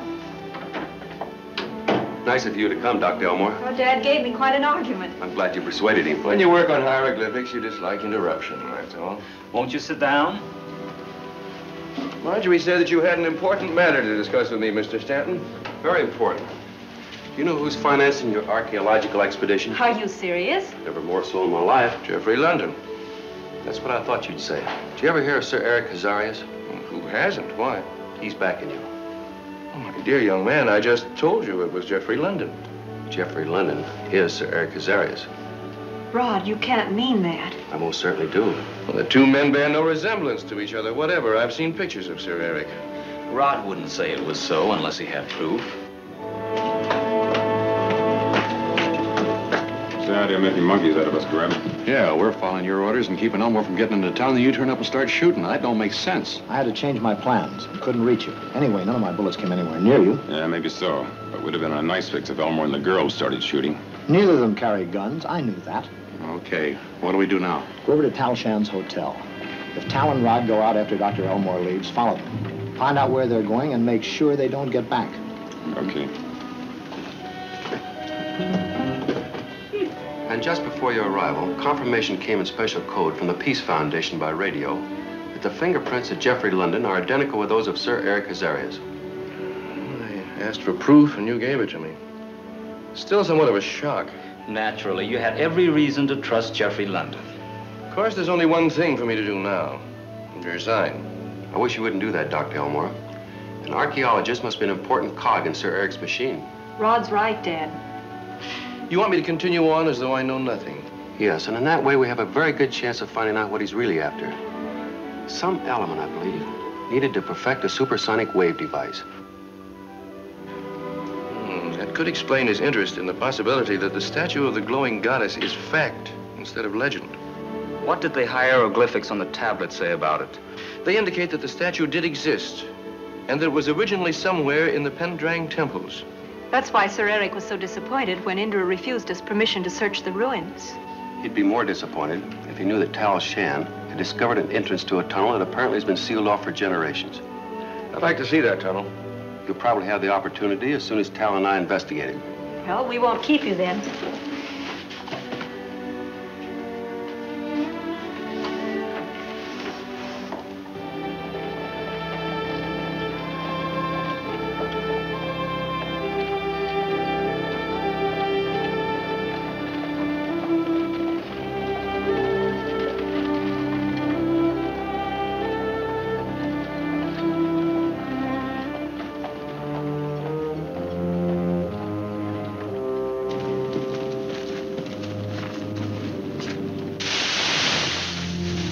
Elmore must have been doing some looking on his own account. Yeah, and some talking, too.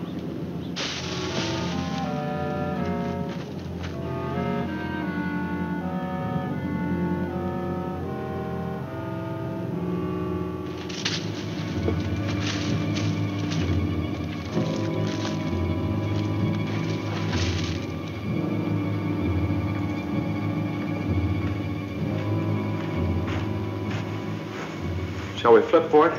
I'll take this one. All right.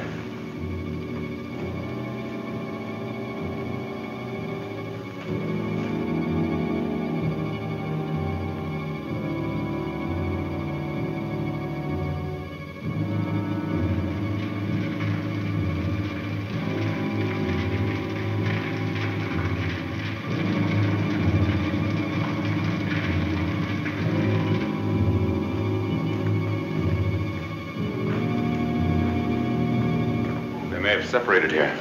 Yeah, they may not. We'll stick together.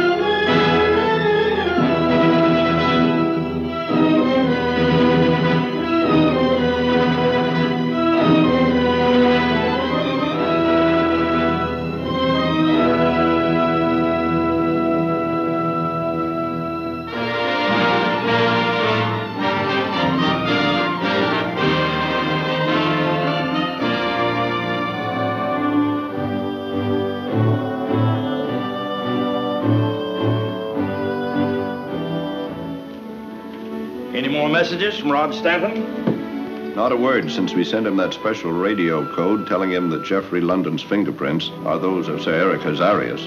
I wonder if he has figured out why Sir Eric is so interested in financing an archaeological expedition to find a lost jungle city. Evidently not, or we'd have heard. But he knows Sir Eric is a warmonger and a constant threat to world peace. I'm glad I'm not confronting an opponent like Sir Eric in a place like Pendrang.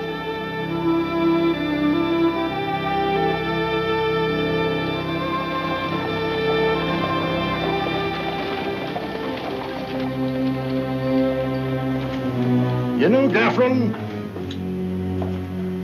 I have a feeling you won't have to wait much longer for the Meteorium you need. Your defense against the atomic bomb should be completed soon now. We must have Meteorium, remember? You are sure the element exists. You have reason to believe that it exists only here in Pendrang. From everything I can gather, we should find it in the statue. In that case, you will soon be able to sell the atomic bomb defense, and the world will bid for it. I hope so. In the meanwhile, I have a detail to take care of. Mr. Rod Stanton.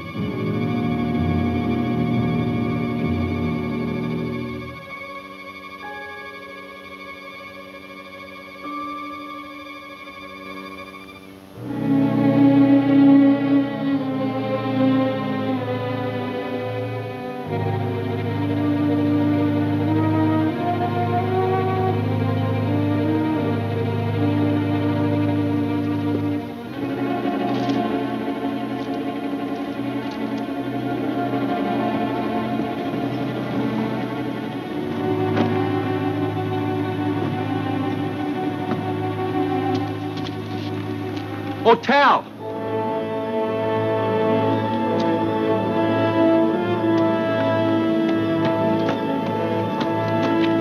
I drew a blank, Rod. The tunnel I followed let me out back there. Did you have any luck? If you call it luck, bumping into two of Sir Eric's men and falling into a fire pit. But I was luckier later. I landed on a ledge and came through another tunnel. And what I found, I'm sure, will be of great interest to Dr. Elmore. What is it? Hieroglyphics. And what looks like a sealed-off tomb. Dr. Elmore's translation should be interesting. Shall we tell him? You do that. At once. But what about Greb? Dr. Elmore is an honest scientist. But with Sir Eric Hazarias backing the expedition, the chances are that Greb is really Sir Eric's man. Let Greb know. If Greb is Sir Eric's man, what Sir Eric does may give us a lead to what he's after.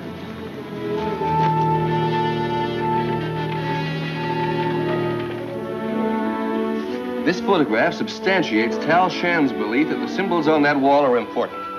There's no doubt we found the hidden tomb of the glowing goddess. See that symbol? That represents the glowing goddess herself.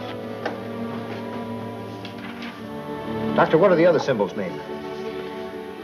Beware. Whoever enters these portals faces the shining death that never was on land or sea. I don't understand. Well, all ancient vaults have death threats over their entrances. One of the legends of the glowing goddess tells of a hidden source of death that will forever protect the statue. There's also another legend that insists that the statue is in the long-lost city of the jungle. We've just come from a tunnel. I believe both those legends are based on fact, Dr. Greb. You mean we found the lost city of the jungle underground? Sure of it. Rod Stanton is the one who found it for us. Scientifically, that's very unimportant. When do we start the excavations? I intend to proceed with caution. We'd better obtain permission to open the doorway from Indra as well as from the tribesmen. I think you're right, but that'll take time. A discovery that's been buried for centuries can wait a little longer. Not too long, Doctor. I'll help you. I will report to Mr. London. By all means. Mr. London has a way of getting what he wants.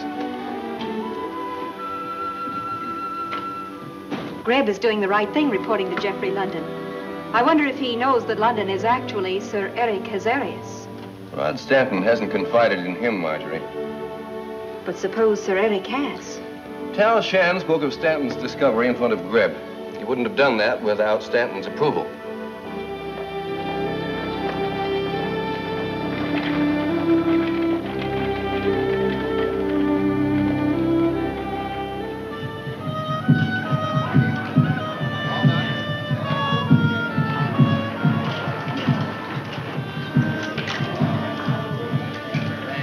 Hello, Doc. Hello, Malborn. I expected to be here earlier, but was delayed. May I see Indra? Sure. Only you'll have to wait. Rod Stanton's with her now. Law is flexible in Pendrang. It changes with my opinions. Does that mean that you've also changed your opinion about Sir Eric Hazarias? It took you longer than I thought to learn who Geoffrey London was. To prove it, you mean? I was sure of it when I came here. And it wasn't long until I was also sure that you knew. My opinion of the United Peace Foundation has increased, Mr. Stanton, since I've learned that Tal Shan and you represent it. I'm glad to hear that, because I'm here to ask officially about Sir Eric. What's his status with you? Exactly the same as yours. No special privileges? Anyone with enough money can have special privileges in Pendrang. By the way, when I came the first time to Salabar, you offered me some tablets to improve the drinking water. Can you get me some now? All you need. Thanks. Sir Eric is always willing to pay for everything he wants. For the $5,000 banknote? And more, if necessary. Number 15, black, odd. Still haven't found a winning combination. You better quit, system. Don't be too sure. I'm going to get some more chips.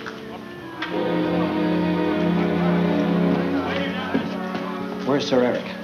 He met Hammond on the street. Why? I have news from Dr. Elmore. Hereafter, it might be wiser, perhaps, to let Dr. Elmore make his reports in person, either to me or to Sir Eric. He will probably suspect you, thanks to Stanton telling him about Sir Eric. But Dr. Elmore told me all about what Stanton said. He told Stanton that he'd seen pictures of Sir Eric, and nothing could convince him that Mr. London and Sir Eric are the same man. Did you ever stop to consider that Dr. Elmer might have said this purposely, just to gain your trust? Now, what have you got to report? The hidden tomb of the glowing goddess has been discovered. But Dr. Elmore doesn't intend to open it without the permission of the tribesmen and Indra. To be safe, we will open it ourselves. I thought that's what you say. I'll get tribesmen and start the work at once. Wait, were you followed here by any chance? No. But Tal Shan is outside in the car. Oh, I saw him when I came in. He's waiting for Stanton. Here's the money for the tribes. And take this and play roulette until Stanton leaves. We can't afford to add to his suspicions just now, and I don't want you to be followed.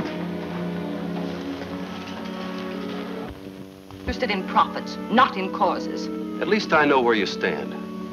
What you and Sir Eric do, so long as it doesn't interfere with me, is your own business. And you will remain neutral? For the present. Because there is a strong possibility that before you're through, one or the other of you will be dead. And you'll be able to dictate terms to the survivor? Exactly. That's good enough for me.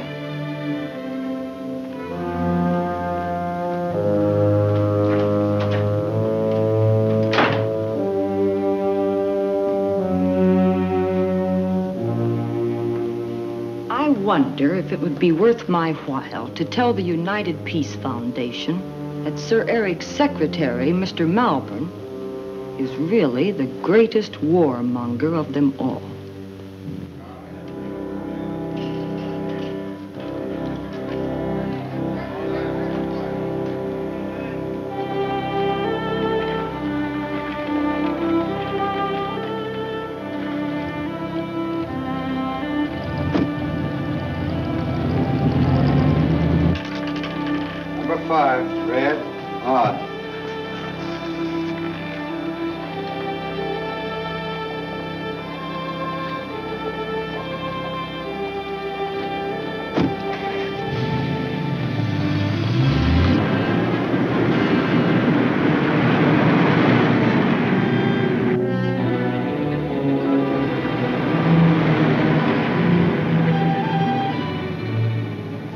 saw Greb gambling, I knew something was up.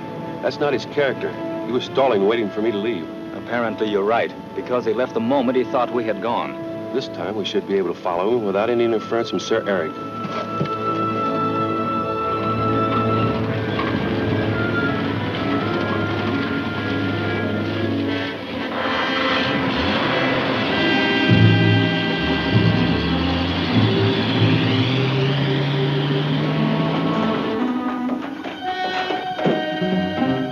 I thought Sir Eric was crazy when he had me cover the road just because he saw Tal Shan parked in front of the casino. But he was right. Contact Greb's car at once.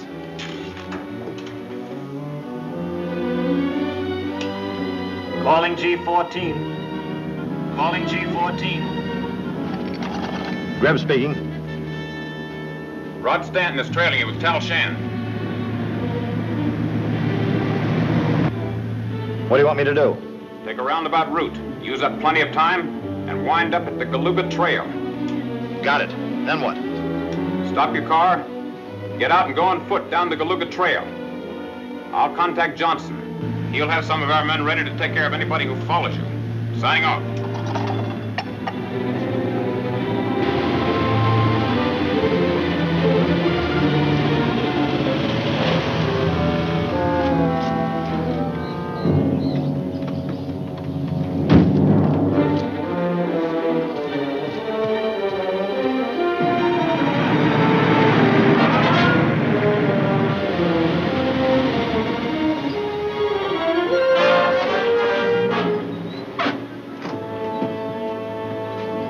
Jungle trail here. Let's follow him. You stay with the cars, I'll trail him.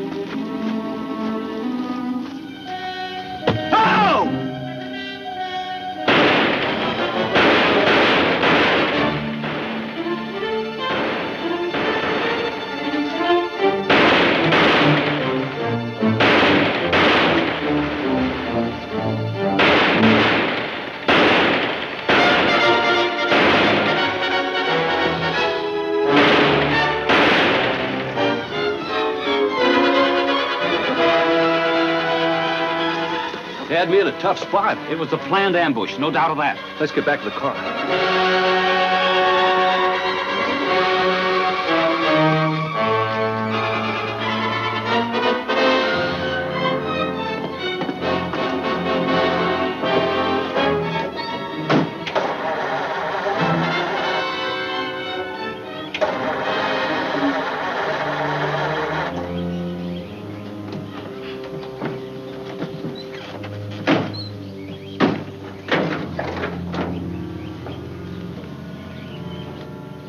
One thing is certain. We know where Greb stands. Greb heard you tell Dr. Elmore about the hidden tomb of the glowing goddess. Rushed to report to Sir Eric and got his orders. We've got to get to that tomb and find out why Sir Eric is so interested in it. I'll cut through the jungle. When you're ready, go to field headquarters. Tell Margie and Dr. Elmore about Greb.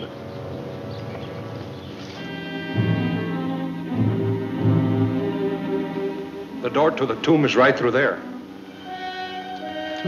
Good work, Chilipa. You really drove your men. Pay them off and then come back here.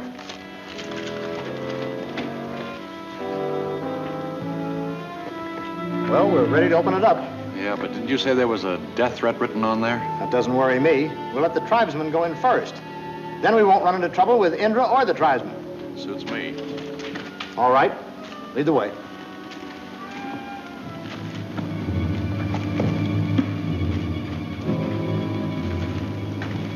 To you, Culipa, goes the honor of first entering the tomb.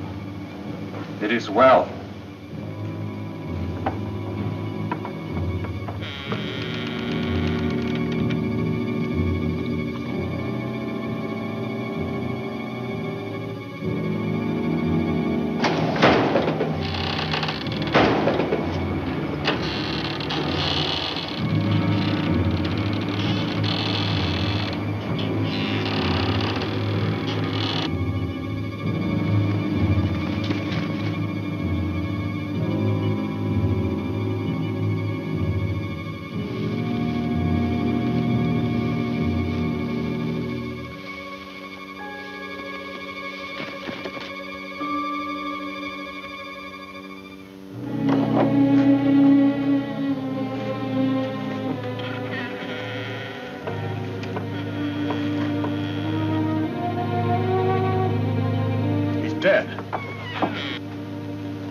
see that expression of terror on his face? But there's nothing in there that could have killed him.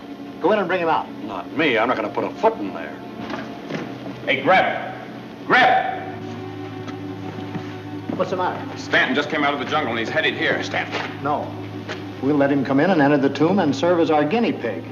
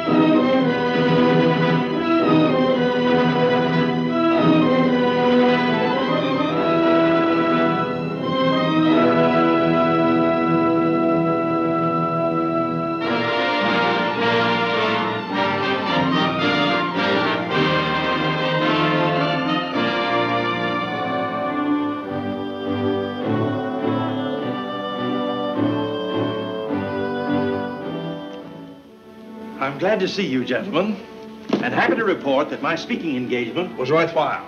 You found the audience receptive to our idea of world peace? Most receptive.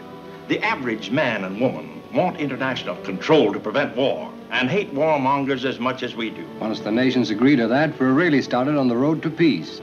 Have you heard from Rod Stanton since our message to him that Geoffrey London is Sir Eric Hazarias? Yes, and Rod has really accomplished something. Dr. Elmore, the head of Sir Eric's archaeological expedition, has agreed to work with him and Tal Shan. That's the first good news we've had from Pendrang.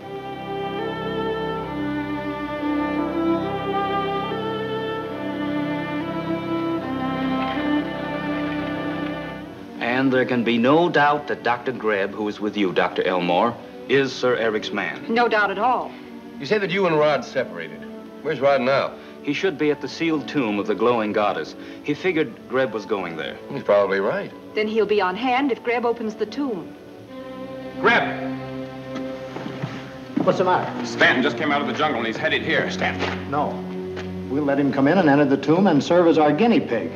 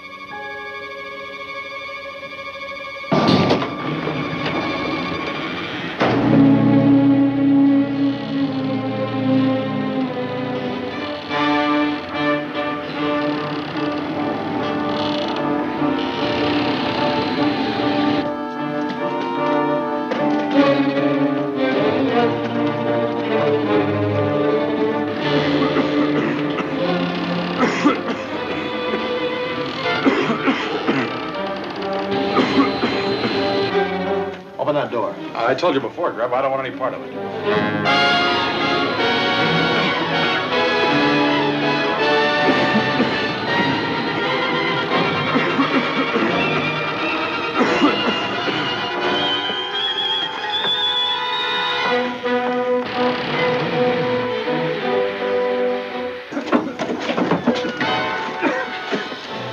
Did you see Stanton in there? I didn't see anything. But no man can inhale that gas and live. Then nobody can get anything out of that. At least not until some way is found to shut off that gas. But we'll let Elmore worry about that.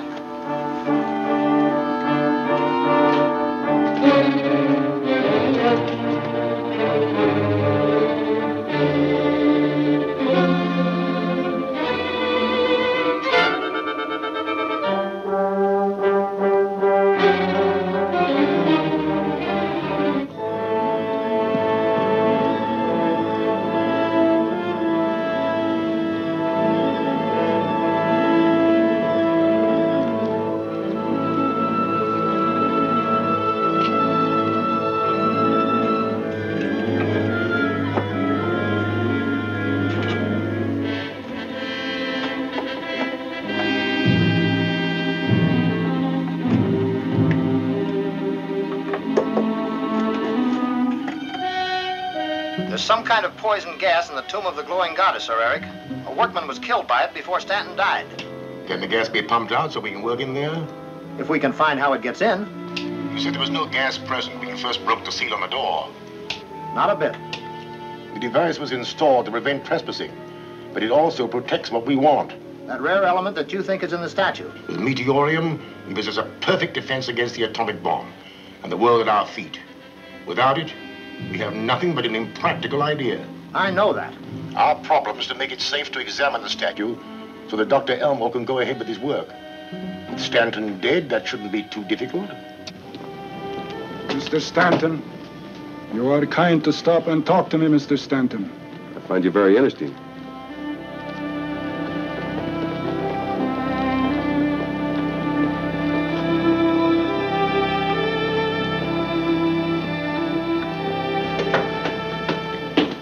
See that man down there, Carl, talking to the blind beggar? Stanton? Take care of him after he gets past me. Remember what I said and be on guard. Thanks, I will.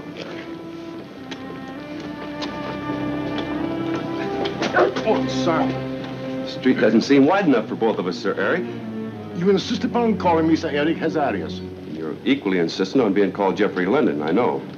But I prefer your real name. You know, Stanton, I have a feeling that you're going to leave here rather suddenly. There's no way in or out for several months. I'll be here that long. I'd give you odds on that if I were a gambler.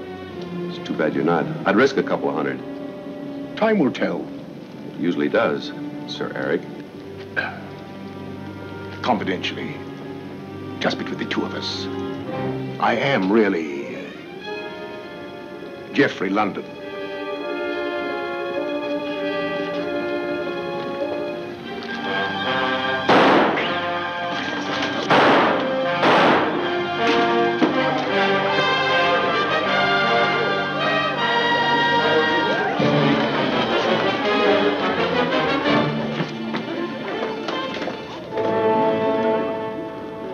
I've been expecting something like this to happen. So have I. That's why I'm still alive. That sure thing you were talking about didn't work, did it? I don't know what you're talking about, but I'm holding you for murder. Take a look under that man. He's got a gun in his hand and fired first.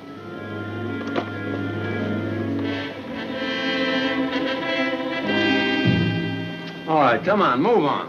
Move on. Either of you know him? I think he worked for, He was one of my men. Probably had a personal grudge against Stanton and tried to settle it. I shouldn't be at all surprised, Captain Hammond.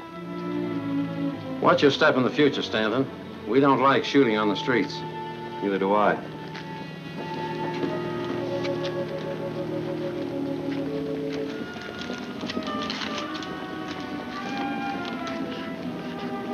For your trouble, Captain. Thanks. Don't worry. I'll take care of everything. What did you expect to gain by presenting a $5,000 banknote to Doc Harris? What did I have to lose? $5,000 might have proved to be a good investment if your manager hadn't been quite so loyal. Thanks for the compliment. Also for the $5 grand. I've come to the conclusion, Mr. Malborn, that the original bargain I made with you was a poor one. 1/3 of all profits from what I hope to find. A magnificent fortune. You tricked the world for years by hiding behind Sir Eric. You've just tried to bribe Harris. Did you think me fool enough not to expect treachery? No, but the nature of what I hope to find through my expedition compels me to be honest with you.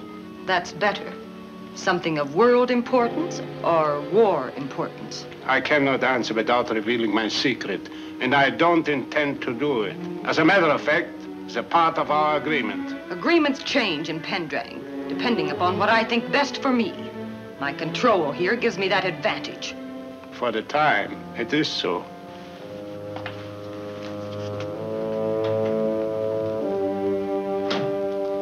That sounded like a declaration of war to me. It was.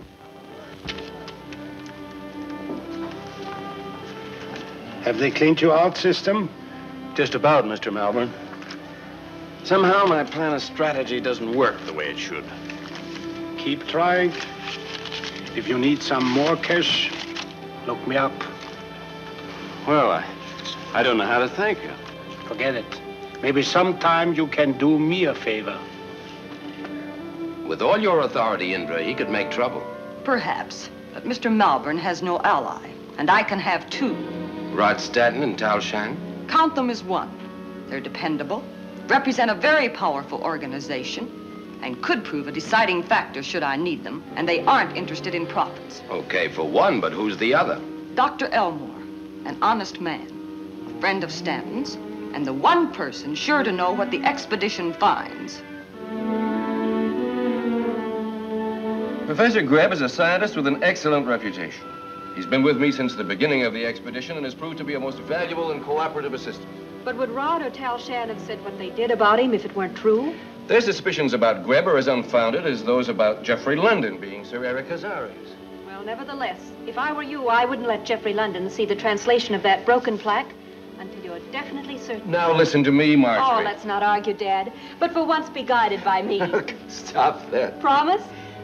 You minx. You can wrap me around your little finger. Promise? All right, I promise. Have you finished the translation? Yes. Now, where'll we hide it? Well, the most obvious place would be the best. No one will think of looking under these old records. Those belong to Greb. I know it. Going out to the excavations? Want to come along? I'd like to see you go without me.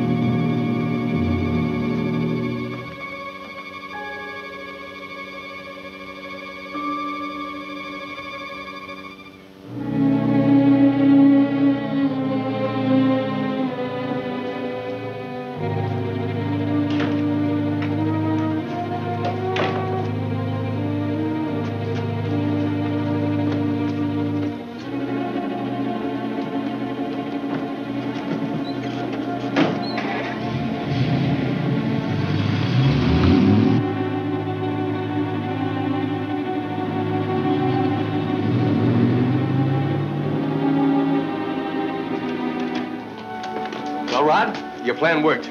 So far, so good. We have one advantage over Sir Eric. We know that Greb is his man. And he has every reason to believe that you, Dr. Elmore, still think he is Geoffrey London. Now what? That depends on the translation your father wrote. According to Dr. Elmore's translation, the Cave of Eternal Light should be about here. That's on the other side of the lake. You'd better get out there, Greb. Perhaps that is our only chance. What do you mean by that? Well, my tests show there is no meteorium in the samples that you brought me from the statue of the glowing goddess. So the only thing to do is to go out there and see what you can find. But what if I run into Elmore? I'll go with you. Would that be advisable? To date, you've shown no interest in the excavations. He's right, Sir Eric. It might start the doctor thinking about what Stanton told him. At present, I'm sure he thinks you're Geoffrey London. Well, use my speedboat and take Marlowe. Right. I'll report what we find by radio. Good. I almost forgot. I took a picture of that half plaque that Dr. Elmore has. Gaffron will develop a film immediately. Oh, yes. This is an enlargement of the picture taken by Greb with his fountain pen camera. And this is an enlargement of the tablet found earlier. Now, when you compare the two, and then compare the translations of each made by Dr. Elmore, you find a discrepancy. In other words, the second translation is false. It was planted for Greb to find. Dr. Elmore is a little more clever than I thought. Kurtz, contact Greb on the speedboat. What are you going to tell Elmore if he's beat us to it? That I found the translation among my papers, reported to Mr. London, and was ordered to follow it up. Headquarters calling G14. Urgent. Come in, G14. G14, answering your call. Over. You're headed into a trap on the other side of the lake. Turn back. A trap? Okay. What's that about a trap? Orders are to turn back. Something's gone wrong.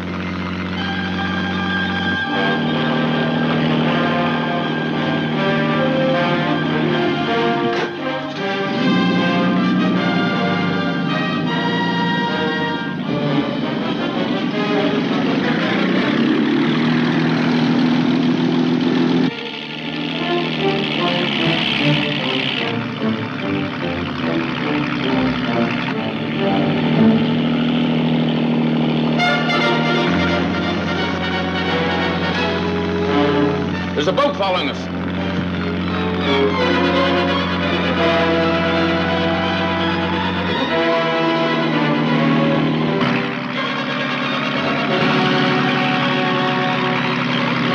Let him have a grenade. That ought to stop him.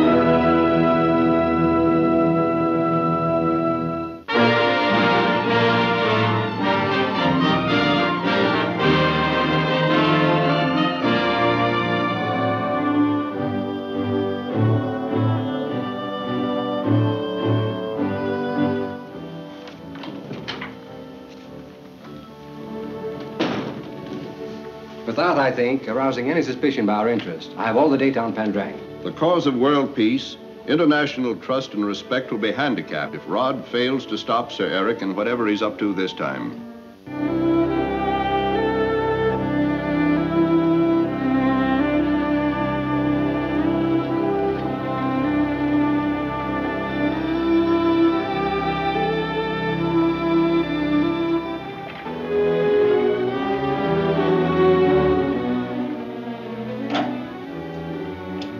Coming G14, report, please. G14 reporting.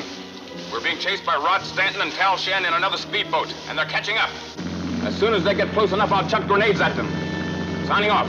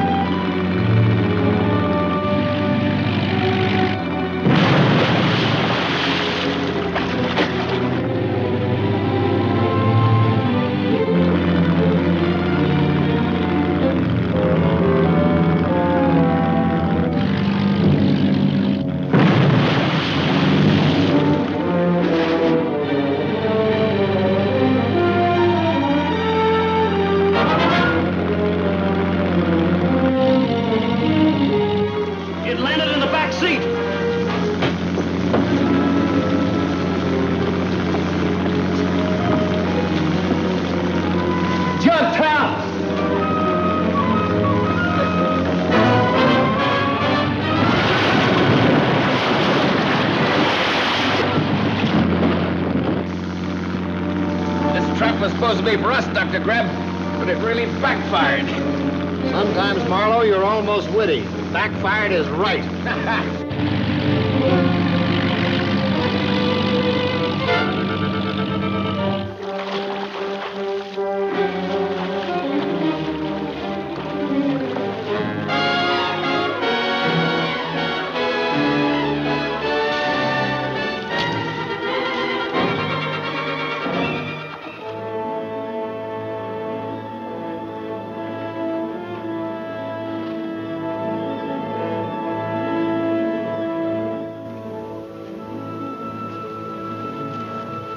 Lucky for us, Gaffron found out Dr. Elmore was trying to trick us. If he hadn't, Greb and I would have walked into Stanton's trap. Instead of Stanton and Tal Shan walking into ours. It's time that Dr. Elmore and Sir Eric had an understanding. Shall we bring Dr. Elmore here? No, Sir Eric will handle that himself.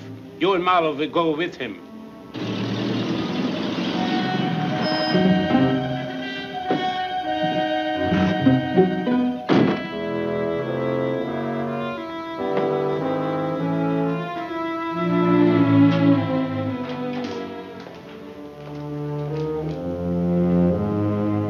Mr. London, this is a surprise.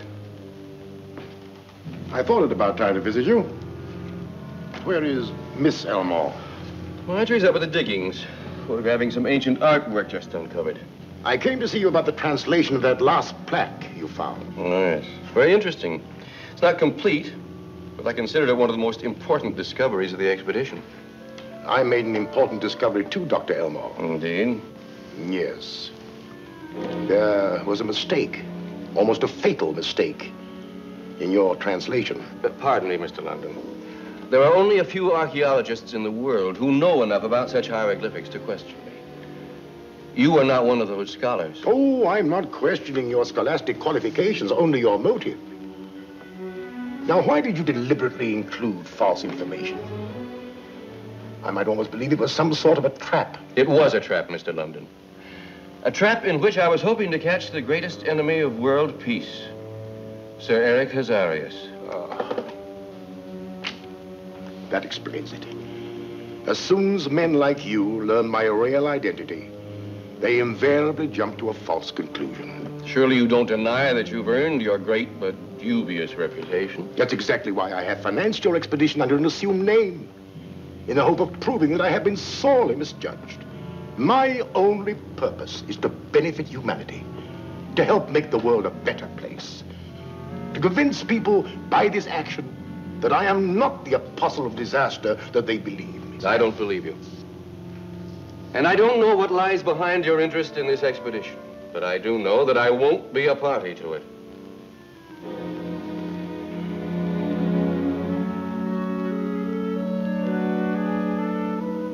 Well, now that we understand each other, let's get down to business. I want the correct translation of that plaque. You won't get it from me.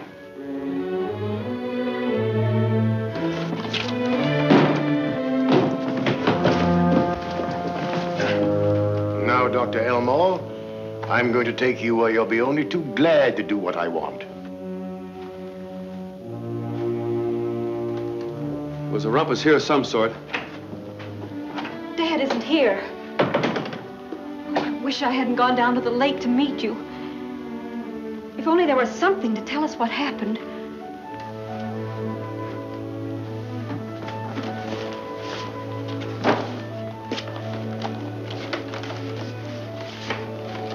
There is. Look. E-R-I-C. Sir Eric. I thought he was behind this, but your father left us definite proof. You were right, Rod. Sir Eric's found out about that false translation. I wonder if they took the plaque, too. Well, Dad usually keeps important things like that in a hidden compartment in his desk here.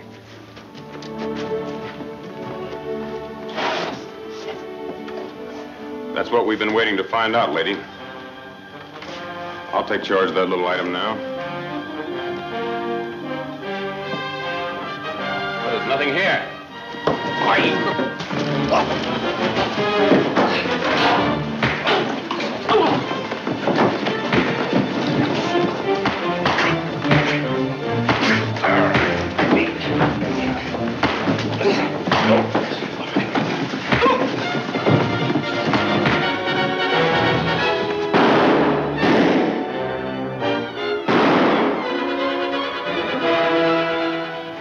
Well, they didn't get what they came for. The plaque is gone. Dad didn't tell me, but am I glad he has a new hiding place. We know Sir Eric hasn't got it.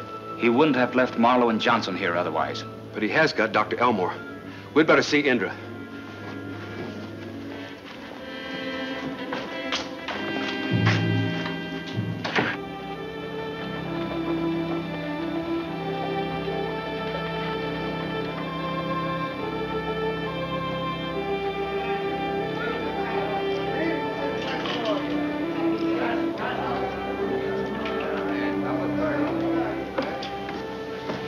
Oh, Mr. Harris.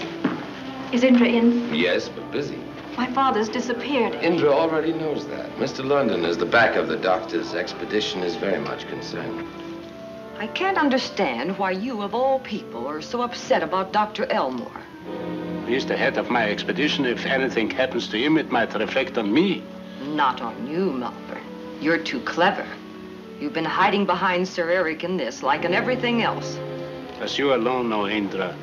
Hurt Sir Eric, and you hurt me. Oh, I see. Well, then there's no need to bother Indra. Thank you.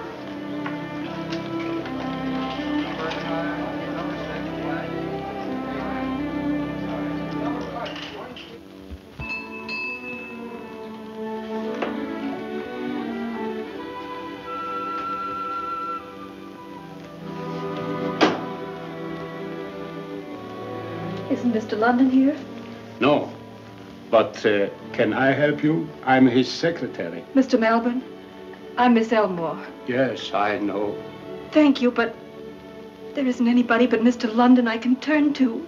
Perhaps I can assist you. It's about my dad. He's... I know, Miss Elmore. He has apparently vanished. I've looked everywhere. Sit down. Try to calm down, my dear.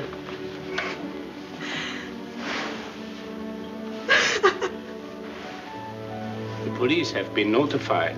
It's only a matter of time before your father is found. I'm so worried about it. Let me offer you something to quiet your nerves. I'm sorry to be such a nuisance. Oh, you are not.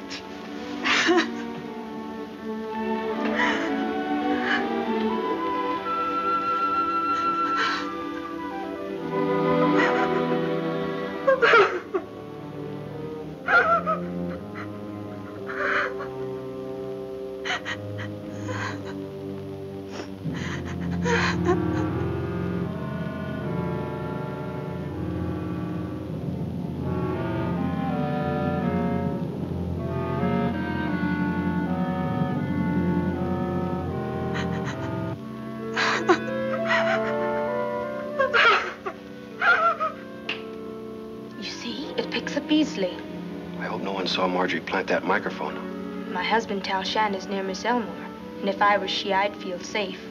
Drink this, my dear, and you will feel better.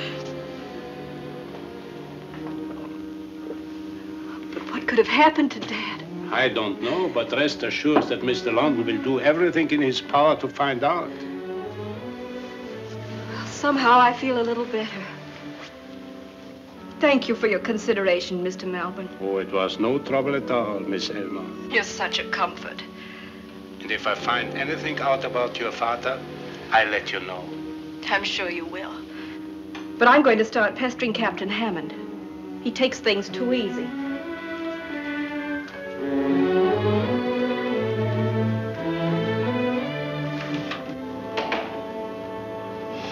I can breathe easier now that Marjorie's out of that house.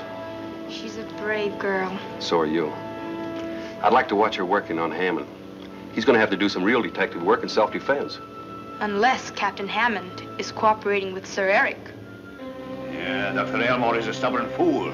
By refusing to translate that plaque, he prevents you from locating Meteorium, which in turn prevents me from perfecting my defense against the atomic bomb. The greatest discovery possible at this moment. Unfortunately, he guesses correctly that I intend to sell whatever it is I'm after to the highest bidder, war or no war.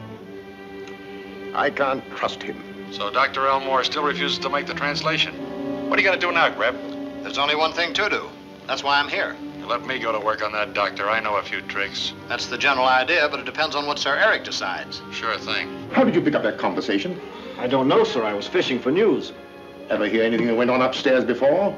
I know, never. Can't understand it. I can. I've been wondering why Dr. Elmore's daughter came to see me. Now I know. She concealed a wireless microphone. It's likely to be very useful to us.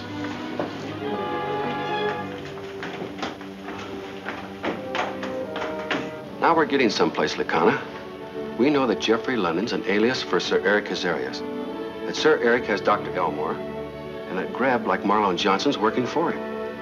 Possibly you may get a lead to Dr. Elmore through Johnson and Marlowe. Or through Greb. Hello, Greb. What about Dr. Elmore? I can't get a thing out of him. He still refuses to talk. Let him sweat it out. He'll give us the information soon enough. And even Stanton would never think to look for him at the old abandoned House of the Beggars. House of Beggars. That's it, Lakana. That's what we've been waiting for. Well, go to the Street of the Beggars. You won't have any trouble finding the house. Even its door is falling off and no one lives there. Have Tal Shan follow me as soon as he returns with Marjorie. I'm on my way.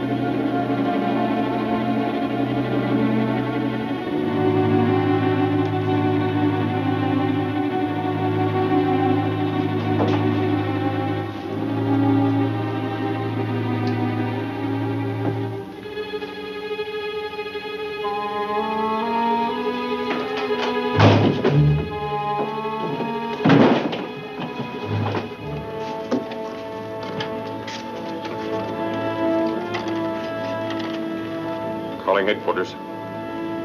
Calling headquarters.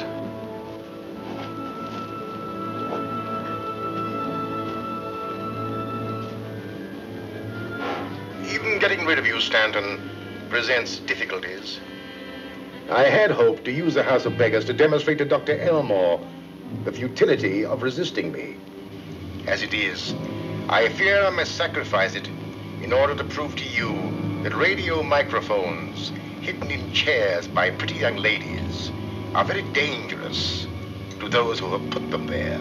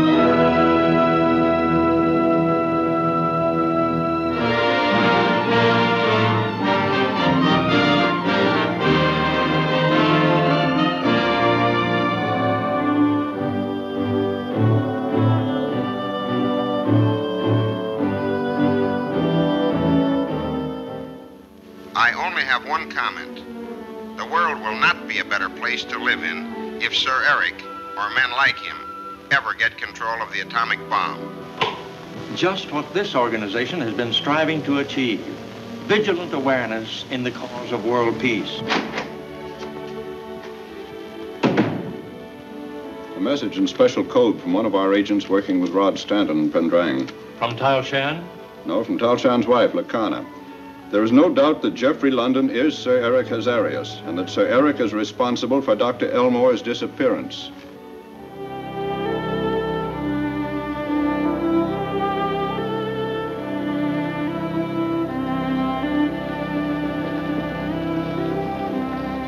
Even getting rid of you, Stanton, presents difficulties. I had hoped to use the House of Beggars to demonstrate to Dr. Elmore the futility of resisting me. As it is, the wireless microphone, Mr. Stanton, that you had Miss Elmore concealed in my living room has tricked you instead of me. Tal just left here. He'll never reach the House of Beggars in time to save Rod.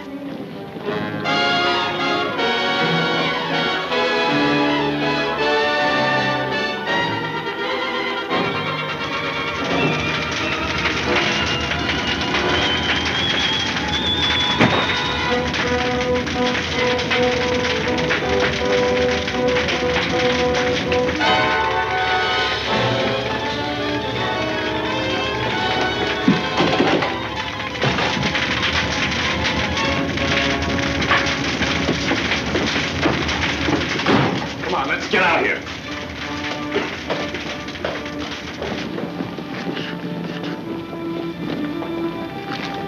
I'm sorry things didn't work out, Marjorie. I know that. And yet I can't help worrying about Dad. Now what can we do? The best thing for you to do is to go into Tal's office and stay there. We've got to be sure, Marjorie, that you're safe, and I think you are here. Well, I'll do what you want, Rod. Fair enough. Meantime, Tal and I'll dragnet Zalabar.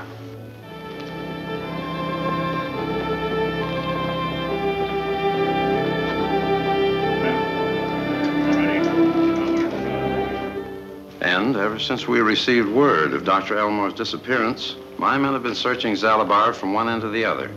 But so far, no trace of the missing man has been found. What about Sir Eric and Malborn? I investigated their quarters personally, but found nothing. Are you keeping track of Stanton? Stanton, Sir Eric, and Malborn. One or the other ought to lead you to Dr. Elmore, but continue your search. I want Dr. Elmore found, and found quickly.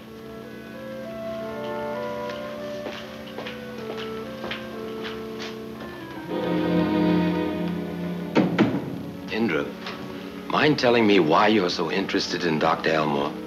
I believe that he's the key to the whole situation, and that Stanton was getting too close, and that our friends, Sir Eric and Malborn, took personal charge of the doctor. And lucky for us, he doesn't know Sir Eric is only camouflage from Malborn. You hope to find out what's actually going on through Elmore. Exactly.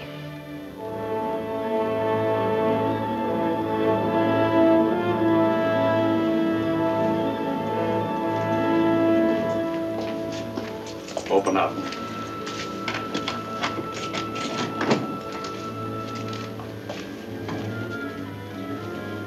Well, Doctor, have you made up your mind to translate the broken plaque for us? Not until you can convince me that Sir Eric won't use the translation for some new war scheme. We've been very patient with you, Dr. Elmore, but even patience has its limits. Your threat is proof that Sir Eric will misuse the translation. All right, Johnson, see what you can do. I'll do it. But how can I translate the plaque? It isn't here. This photograph you gave me is smudged with ink and fingerprints. You can see for yourself. It's ruined. We can soon remedy that with the negative.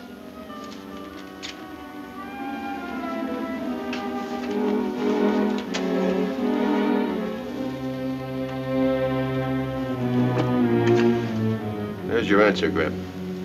You forget, Doctor, you still have the plaque in your possession. Yes. And only I know where it is, and it's going to stay that way.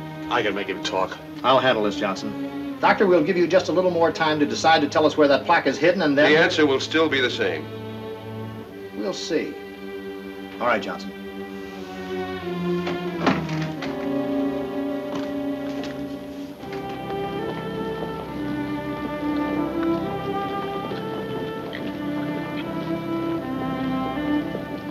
And even though Stanton escaped with the help of Tal Shan, we still have Dr. Elmore safe aboard the schooner, without Stanton or Indra having the least idea where he is. Safe aboard the schooner does not solve our problem. It is necessary to have Meteorium to complete my invention that makes the atomic bomb useless. And Dr. Elmore is the only one that can lead us to that missing element. So he is therefore the only obstacle between you and world power. Patience with a man like Elmore won't get us what we want. He knows we can't kill him because only he can tell us. Sir Eric. It's going to be more difficult to get that translation than we thought. How, Greg? Stubborn fool won't tell me anything. I repeat, Sir Eric, there are ways of making a man talk. Some of them, my dear Gaffron, less brutal, but just as effective as those which you advise.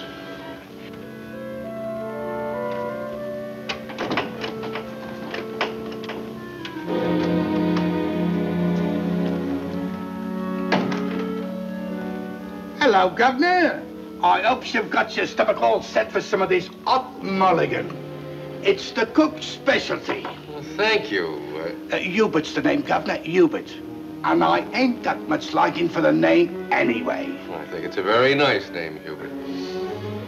But I'm not very hungry. Oh, you've got to eat, Governor. That hot mulligan'll do you good. Sort of perk you up. Well, maybe you're right.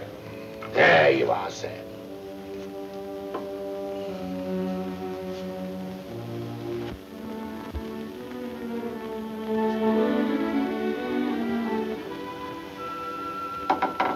You know, Governor, I ain't got much liking for this here business. What business? You know, what's going on around here? You and the brig and all that. I'm afraid there's not very much we can do about it. Oh, I wouldn't say that, Governor. Now, if you had a friend on the outside, you know, someone you'd like to send a message to, maybe I could fix it for you. How? There's lots of ways of doing things, Governor. But of course, it's kind of risky. I think I could arrange to have you well paid. 500? Yes? And Governor, you write a note and I'll see it gets to the right party. I can't tell him to come here. Tell him not to say anything to anybody. But meet me with the 500 at Harvard's at 5 o'clock. And I'll take care of everything.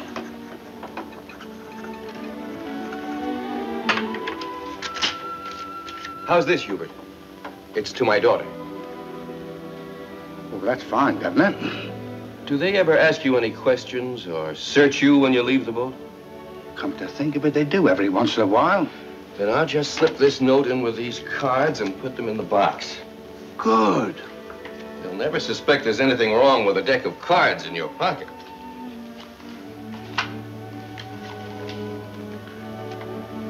And at 5:30, Governor, you'll be waiting for a big surprise.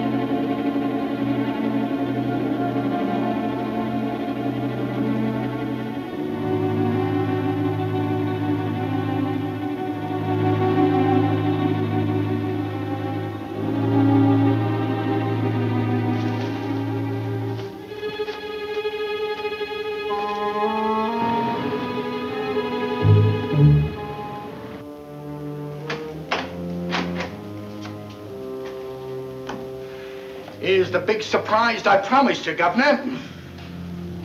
Marjorie, you shouldn't have come here. Father and daughter reunited. 500 is chicken feed, Dr. Elmore, when you're playing with a man like Sir Eric, and my Cockney act is worth much more anyway.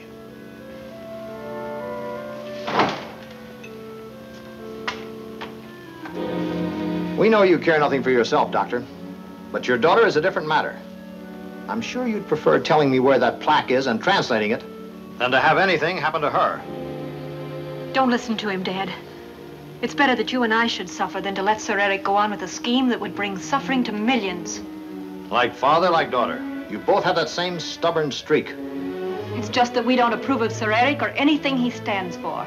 Perhaps when you see what we have planned for you, you'll change your mind. There isn't anything you could do that would make us change our minds. Don't decide too quickly.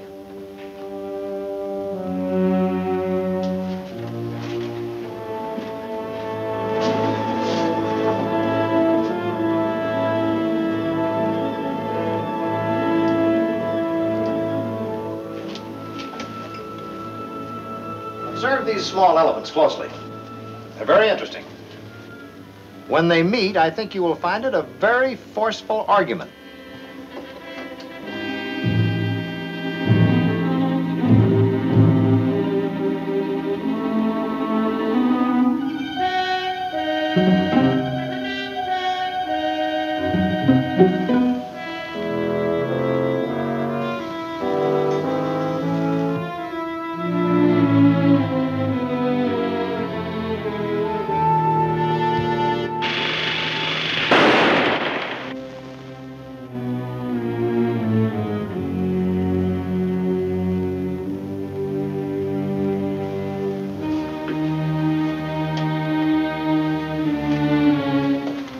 See for yourselves. It would be extremely dangerous for anyone sitting in that chair. It's no use, Marjorie. I'd rather have it that way than to think we'd helped Sir Eric. I'll leave you alone for a few minutes to talk it over. Don't give up, Dad. There must be some way we can get help. There is. If Rod will only find it.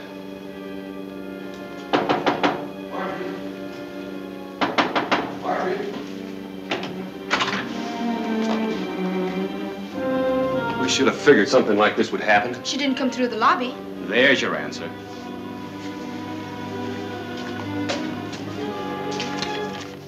Rod. Marjorie, when this is delivered to you, meet the bearer with $500 at half arch. He will be waiting at 5 o'clock this afternoon. Please don't tell anyone about this meeting. Anxiously, Dad. Is it in Dr. Elmore's handwriting? Yes. Then Dr. Elmore has been tricked into writing it. No doubt about it. But Marjorie's in the trap by now. Probably she is. But maybe she thought it was a trap. That would explain why she left a note behind. But I can't understand how it was delivered. In that deck of cards, probably thrown through the window.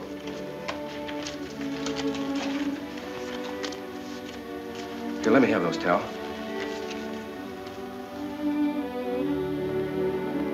Look. Markings on the edges. Rod, it could be It's a message. Dr. Elmore's smarter than Sir Eric. If we can only figure it out in time to do Marjorie and Dr. Elmore some good. What? Here, sort these.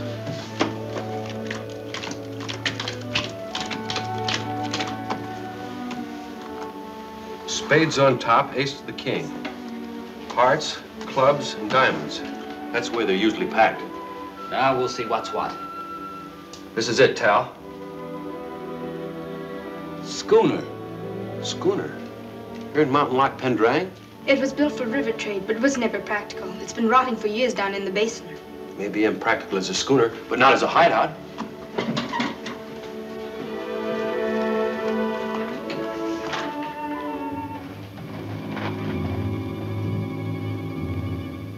Is there anything you want to tell me, Dr. Elmore? My father has nothing to say to you. Very well.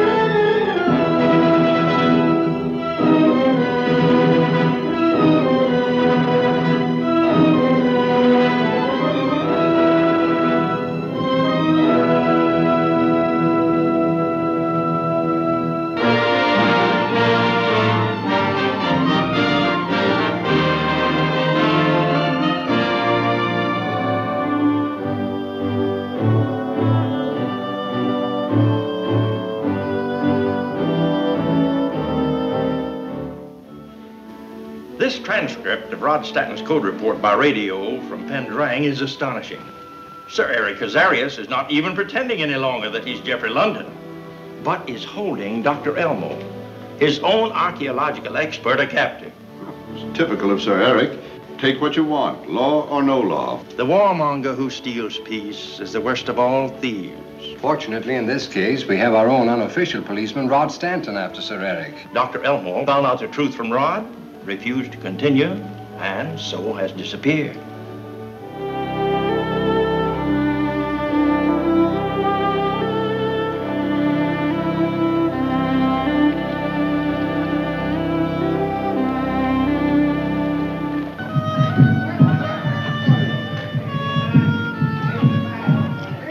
So Dr. Elmore's on the old schooner. We should have thought of that hulk before. A decaying monument to an ancestor who built it for river traffic that doesn't exist. How about Stanton and Tal Shan? They just went on board. Is there anything you want to tell me, Dr. Elmore? My father has nothing to say to you. Observe these small elephants closely. They're very interesting. When they meet, I think you will find it a very forceful argument.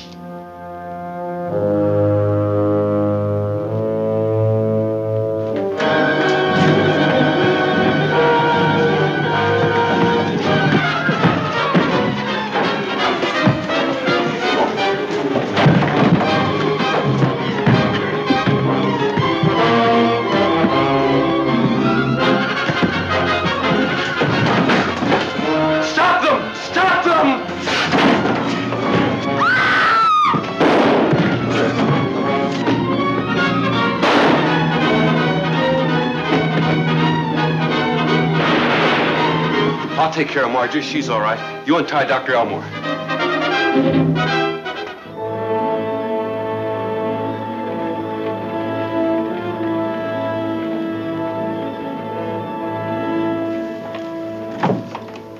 Is Sir Eric in? Nowhere else, Greb. Down below.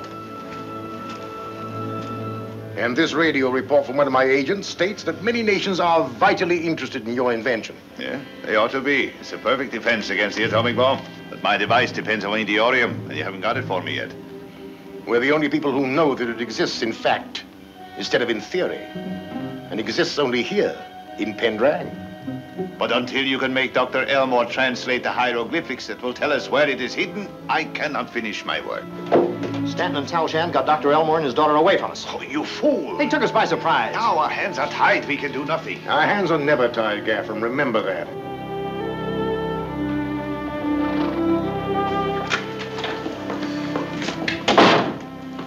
The window on that office of yours, Tal, is sure convenient. You're coming with me, Dr. Elmore. Why? Indra wants to talk to you. But Dad hasn't done anything.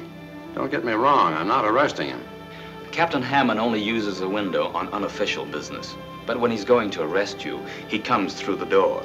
In that case, I'll go along with you. Because if she has anything to say to Dr. Elmore, I've got something I'd like to say to her about Sir Eric.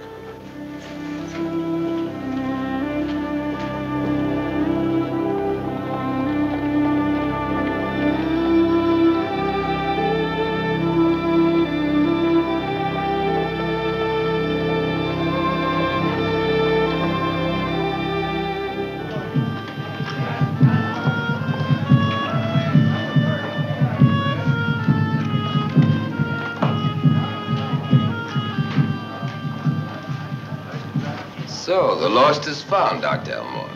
Why is Indra so interested in him, Doc? She'll tell you. Stay out here, Captain.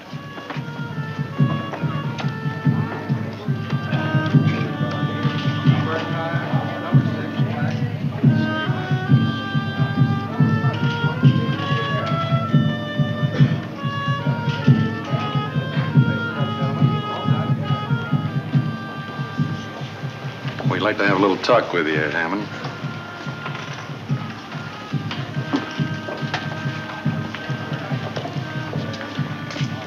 You're taking a walk. You boys think you can get away with this? Why not? You know, Indra has hidden guards here. The signal from me would mean a couple of shots from us. Then where would you be? I think you two are just dumb enough to pull a stunt like this. You bet we are. Hey, what do you mean? Forget it.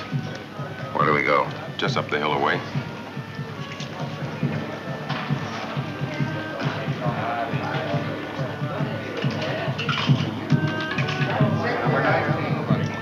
Until a few days ago, I considered Geoffrey London my benefactor, solely interested, like myself, in finding the lost city of the jungle. Thank you, Dr. Elmore. And you say you have found the lost city? Yes, but not where I expected to. The city is underground. I should say that all of the land for a radius of 5 or 6 miles around Zalabar, mountain and jungle, is simply honeycombed. Not an insignificant find in itself. Why didn't you bring Dr. Elmore here instead of taking him to Indra? I couldn't. I was going to let you know where he was later. We've been paying you good money for information, Hammond. Sit down. I'm taking a chance being out of the casino. Indra might call for me. I'll only keep you a few minutes. Sit down. While you were a captive, didn't anyone explain why you were being held? Won't do any harm to tell her what little you know, Doctor. Greb, acting for Sir Eric, wanted me to translate some ancient symbols. Why did you refuse? I have no intention of contributing to another world war. Where were those symbols you refused to translate? On half of a broken plaque that we'd found. Half of a broken plaque? Without the other half, the translation was worthless. Sir Eric evidently didn't consider it so.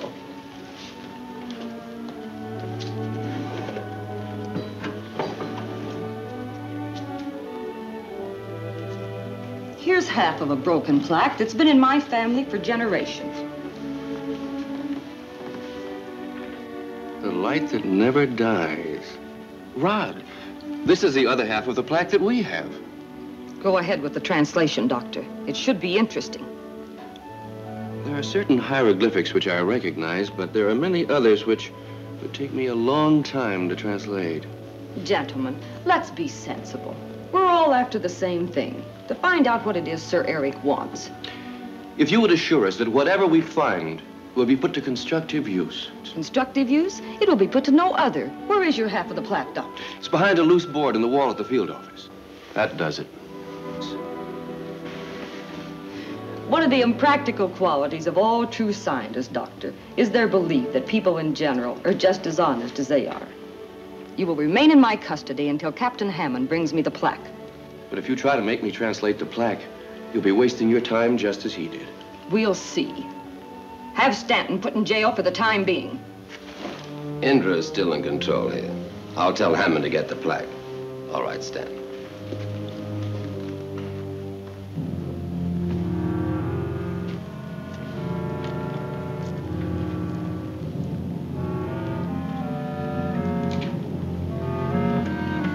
Glad you're here this time, Mr. Malborn. I've got some real information for you.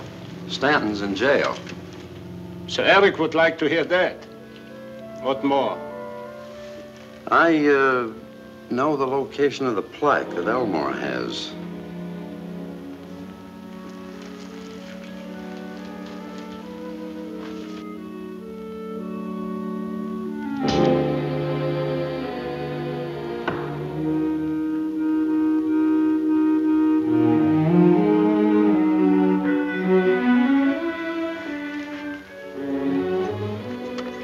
Here, $10,000.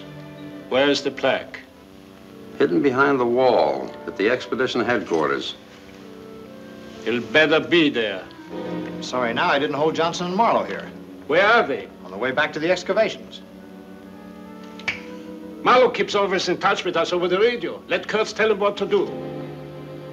You'll have to go out there and act for Indra. But you don't have to get there too soon, do you? Just in time to claim Tal Shan robbed the headquarters. And that will put him with Stanton. Good.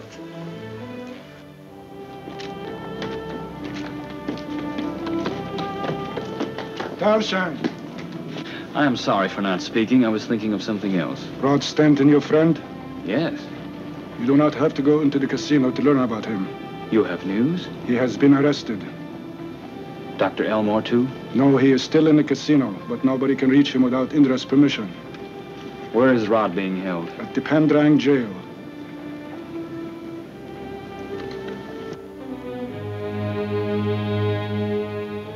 What do you want now, Stanton?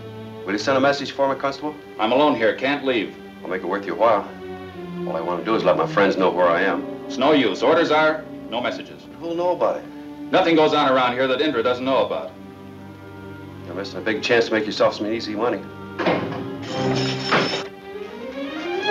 Nice work, Rod.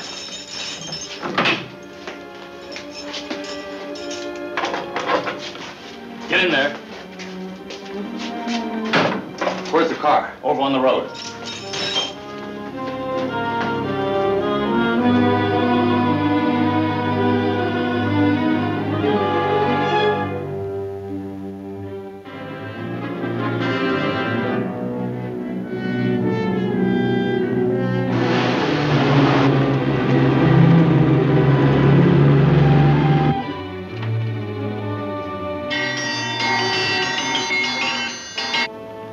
Calling Field Station 1. Headquarters calling Field Station 1. Come in, Station 1. Field Station 1, Marlowe talking. Did you get my message about the plaque?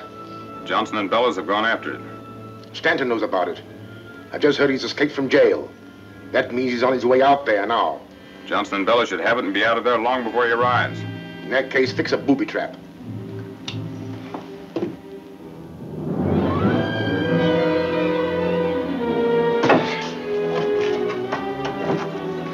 Tap out all these wall sections, see if any of them are hollow. Right.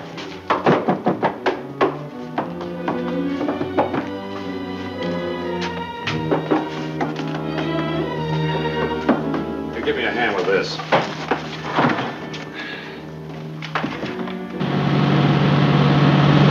And before I could stop him, Dr. Elmore blurted out where the plaque was hidden. We'll have to step on it if we expect to get to the expedition headquarters before Hammond. He hasn't much of a start on us, and he still thinks I'm in jail.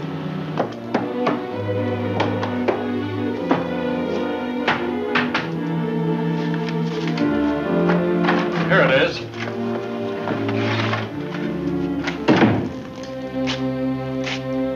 How'd you make out? We just found it. Good, good. What have you got there? A booby trap for Stanton. Stanton? He's on his way here. Johnson and I'll take the plaque to Sir Eric. You rig things here. Right.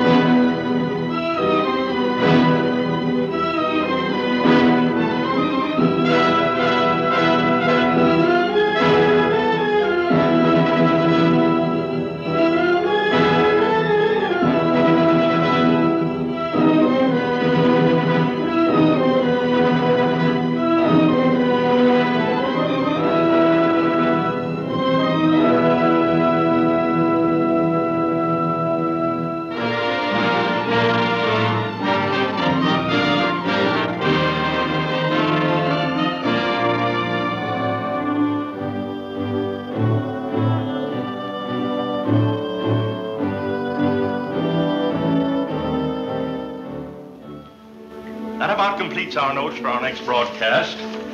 We'll emphasize our aim again. One aim, the aim of our founder and not yet realized. But the greatest of all aims for mankind, world peace. One aim, peace. One problem, stop war. A problem, incidentally, made no easier by warmongers like Sir Eric Hazarias. Well, for the present, we'll have to leave that particular problem in the hands of Rod Stanton, since he and Sir Eric are isolated in Pendrang.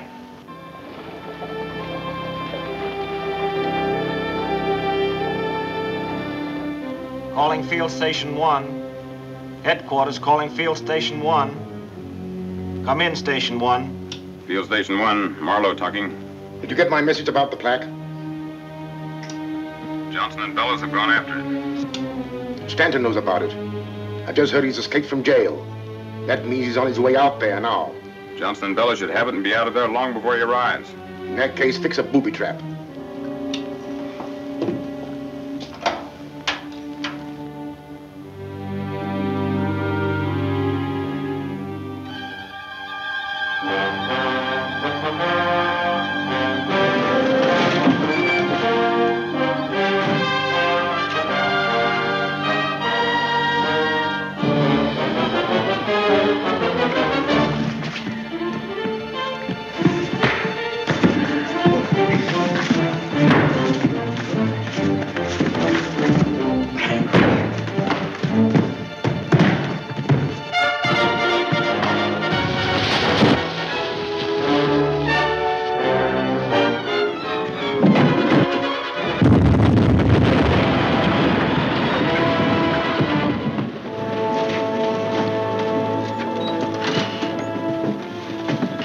I'd find you here. Too bad you didn't arrive sooner.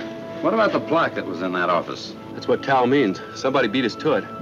There's a dead man in that wrecked office over there. Whoever was with him got away with the plaque. Look after things here. I'm taking these two back to Zalabar. We'll use your car.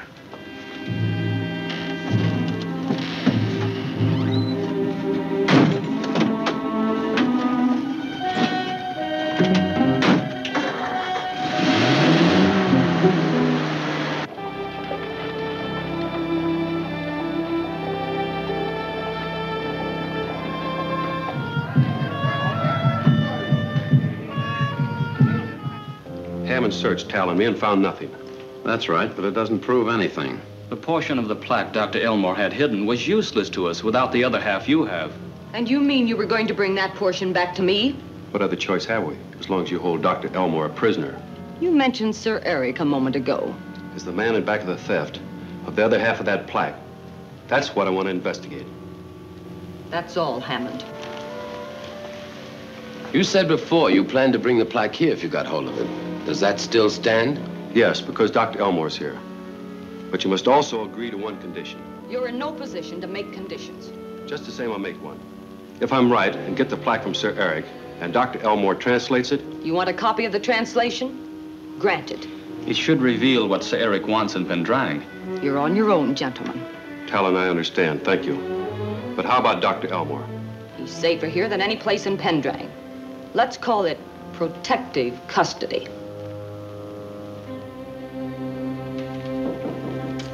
Get the door, Marlowe.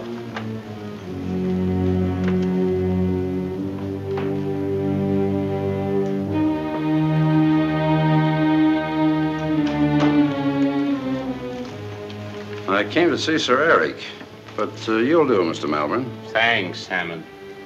What is it? It's about the money you paid me. It won't be much of a nest egg when I leave Pendrang. $10,000 is a lot of money to pay for a half a piece of rock we can't even read. Would it be worth another 10 to have the whole thing? My plaque certainly didn't just walk out of here. We know from the guard that nobody came in here since Hammond, Stanton, Talshan, and I left. Remembering Malborn once tried to bribe me? Malborn, an unworthy servant of an unworthy master. Some people, Professor, are like your hieroglyphics. You can never be sure about them. Doc Harris means that all these years, Malborn has been the power and the purpose behind Sir Eric. How about Hammond? Well, you can't tell about him either, but I'd say he won't take a bribe. We'll go into that after I hear Stanton's explanation. When Stanton arrives, bring him here.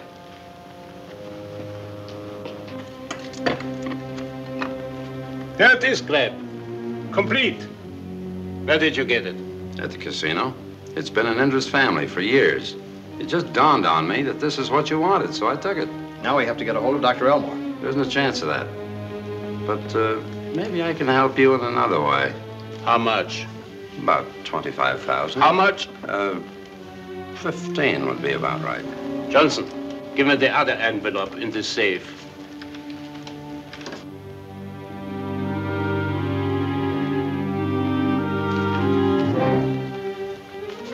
Let's have it. You might try Tonga.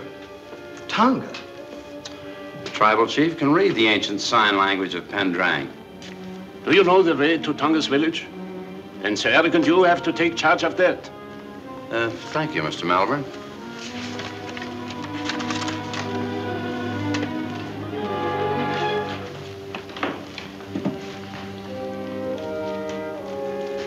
Plaque plus translation equals the weight of Meteorium. The rarest mineral radioactive element in the world. Thanks to Gaffron's inventive genius, Meteorium is all we need to be able to sell a practical defense for the atomic bomb. Another 1,000 on the red. All done.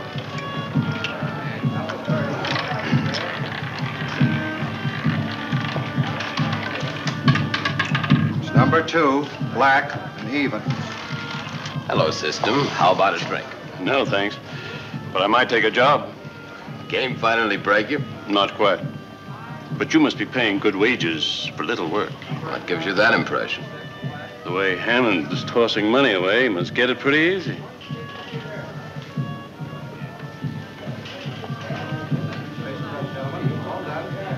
All down.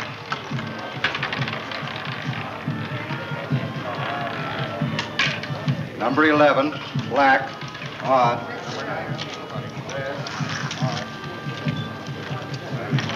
All down.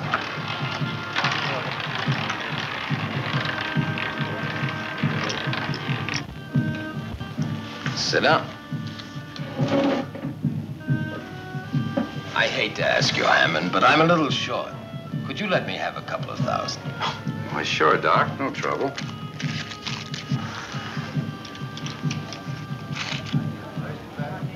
I think we better finish our business in the alcove behind me.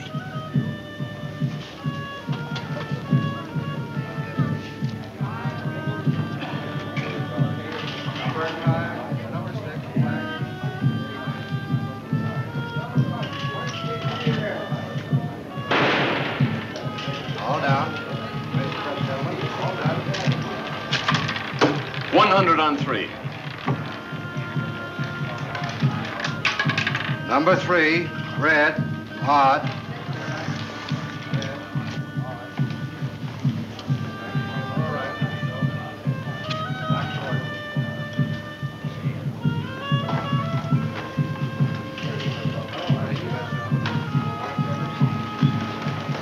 I'm sorry to have troubled you with an unnecessary visit, Stanton. I thought Indra wanted to see me. Well, she did, but we found the answer to her question. What's this all about? Just a little misunderstanding. Thanks for dropping by.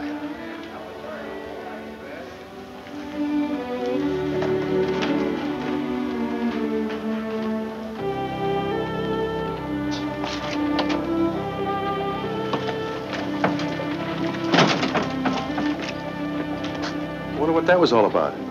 I was hoping Indra would have some information about Dad, or the plaque. Mr. Stanton, Doc Harris just killed Hammond. Hammond? For double-crossing Indra. He stole a plaque and sold it to Sir Eric. Rod, that means that Sir Eric now has the whole plaque. We'll have to keep a closer watch on your father. Sir Eric can't make another move without him. No, Mr. Stanton. Sir Eric is already moving to Tonga's village. Why there? Tonga knows our ancient language. He can translate the plaque. Margie, you go to the hotel. Explain the setup to Tal Shan. Tell him I'm on the way to the village to warn Tonga before Sir Eric gets there.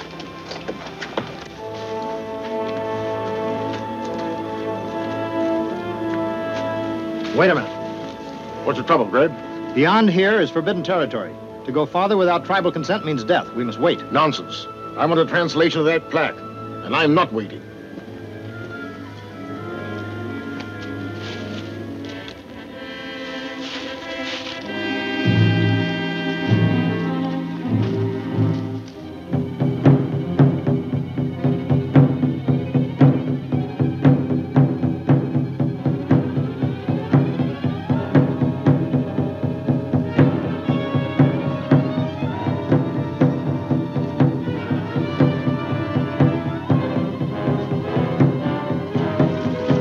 No shooting, Marlowe. Take us to your village.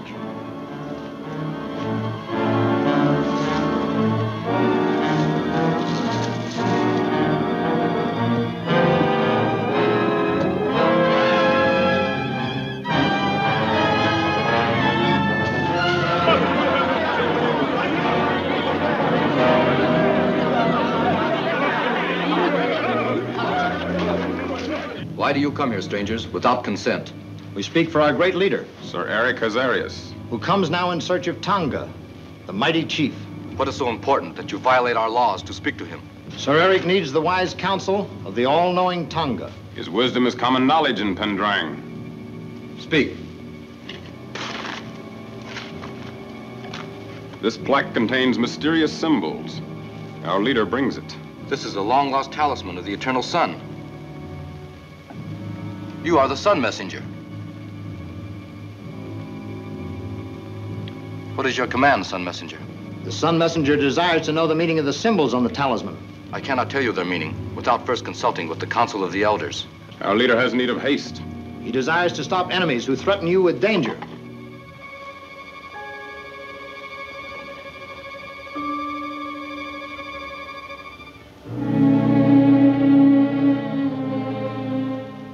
The council has decided favorably. When the sun has reached its zenith, we will go to the Temple of the Rocks.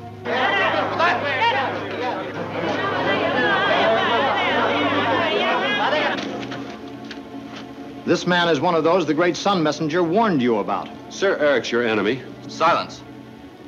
The sun messenger will wait for you at the Temple of the Rocks. I shall join you there later.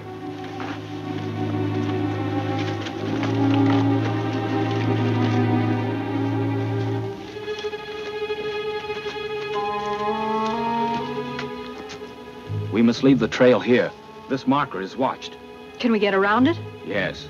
But if Rod came this way, he's in trouble with the tribesmen.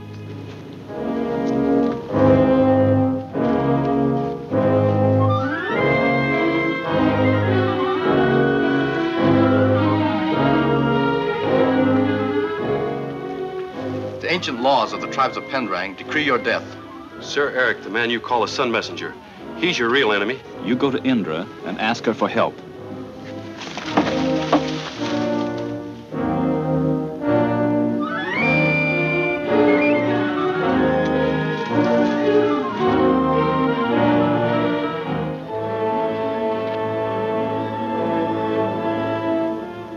The knife of judgment will silence your lying tongue.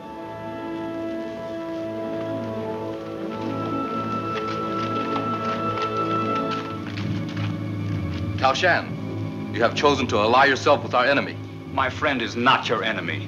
There's no convincing him of that, Tal. You shall watch him and see what fate has in store for you. The sun shall be your executioner.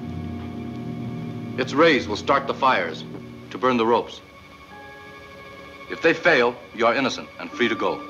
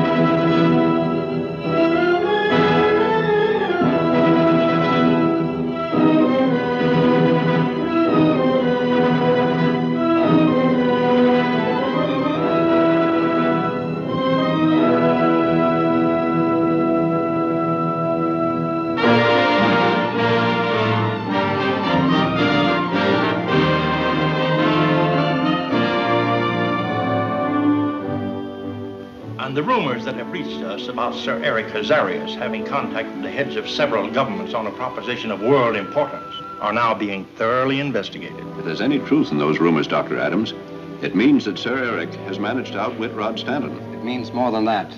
It's a new threat to the peace of the world. Sir Eric only deals in war. We can't do much for Rod either. Not until winter is over in the Himalayas and Pendrang is no longer isolated.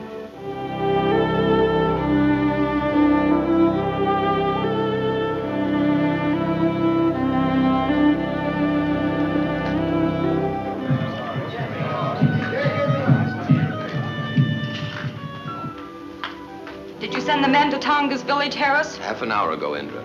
I hope they reach there before Tonga translates the plaque for Sir Eric. If they don't, we're licked. I'm afraid it will furnish Malborn and Sir Eric the answer to everything they've come to Pendrang for. Perhaps Stanton reached the village in time to delay things, or even to stop Sir Eric. The plaque Sir Eric has will win tribal respect for him, but Stanton hasn't got it. If he reaches that village, he'll probably walk into real trouble. The knife of judgment will silence your lying tongue.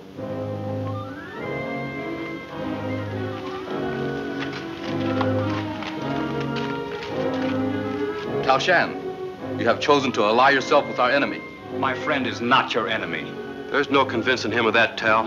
You shall watch him and see what fate has in store for you. The sun shall be your executioner. Its rays will start the fires to burn the ropes. If they fail, you are innocent and free to go.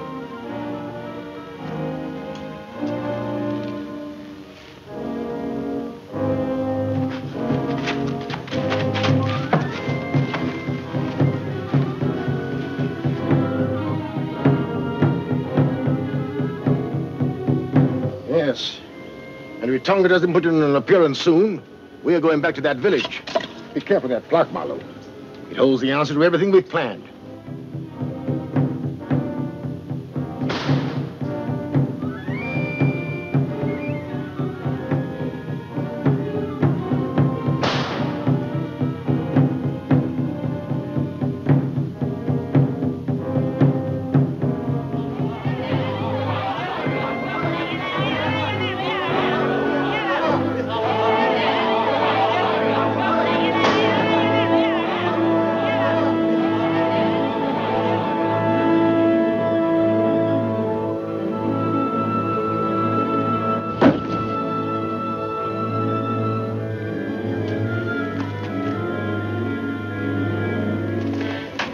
Why does Indra interfere?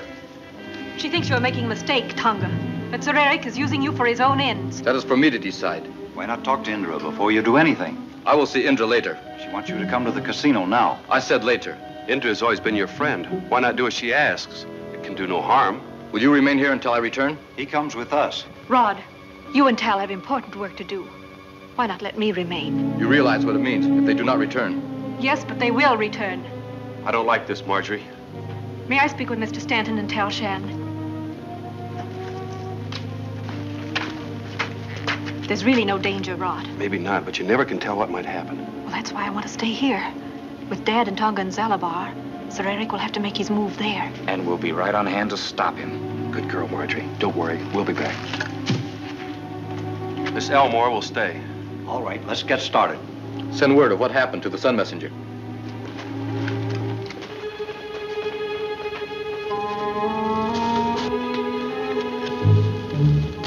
Put up your guns. Sun Messenger, I bring word from Tonga. Where is he? Indra's police have taken away to Salabar. What about Stanton and Tal Shan? They have gone too. A translation of the plaque would have led us eventually to Meteorium, the rarest radioactive mineral in the world. And Indra stops us. All we need is Meteorium to make Gaffron's defense against the atomic bomb practical. To say nothing of what some nation would have been willing to pay for it. We should never have left the tribesman's village. Oh, what's done is done. We're completely stopped without Tonga or Dr. Elmore to translate the plaque for us. Let's go back to Zalabar. I have a plan to get one of them, and I don't care which.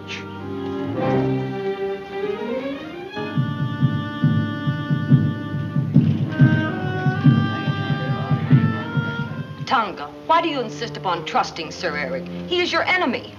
Sir Eric bears the talisman of the eternal sun. He is the Sun Messenger. But he stole the talisman. The Sun Messenger warned me his enemies would try to discredit him. It's useless to argue with him. I'm glad Indra has finally decided to work with us. I must confess, though, I'm surprised to learn that Malborn is really the man we want and not Sir Eric. So was I. But what's all this about Tonga being able to translate the ancient sign language of Pendrang? He can do it. Indra and Rod are going to try to persuade him not to.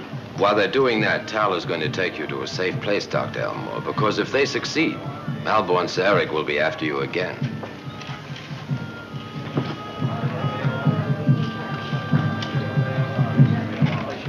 I have no alternative, Tonga, but to hold you until I can prove to you that the man you believe to be the Sun Messenger has tricked you. Prison cannot keep the Sun Messenger from coming to me.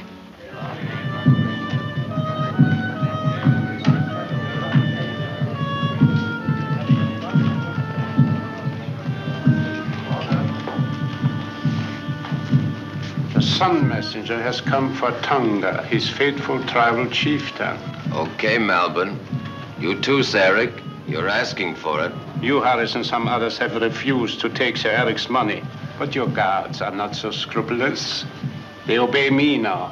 Johnson, take charge of things here, especially Mr. Doc Harris.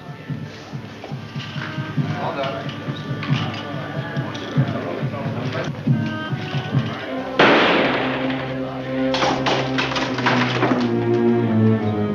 You know, Ed, the killing of the Nubian couldn't have been done so easily if Indra's guards weren't in Sir Eric's pay. You're right, System. They're show covering for Sir Eric now. They won't stay too long, however, under the circumstances. But until they leave, I think I'll keep very quiet. So will I. I'm sorry, Indra, to upset your plans, but you compelled me to take drastic action. You'll be surprised to hear this, Malborn, but I'm glad to see you as well as Sir Eric out into the open. When the world hears about it, it'll defeat your purpose. Why not get rid of these two once and for all? It would have been a good idea if he'd gotten here before Tal and I. But Tal's on the radio now, telling the United Peace Foundation all about you and Sir Eric. In that case, Marlowe, connecting Sir Eric and me with the death of either would, as Mr. Stanton just reminded me, make future international negotiations very difficult.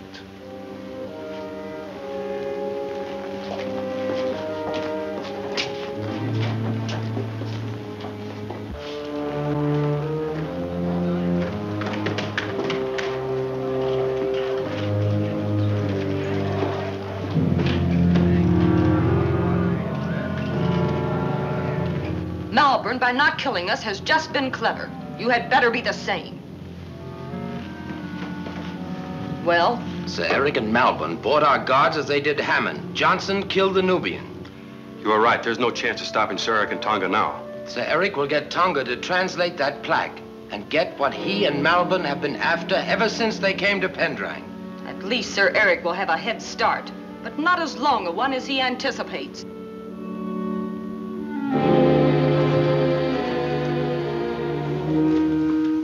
I thought you were to go with Sir Eric and the others. What happened? Well, Sir Eric has changed the plan a little, Mr. Malborn. Now that we have our hands on Meteorium, it's going to Sir Eric's head. Is that it? Well, Sir Eric didn't have the heart to do this himself after all the years he's been with you, Malborn. But now that Tonga can do what he wants, he don't need you no more.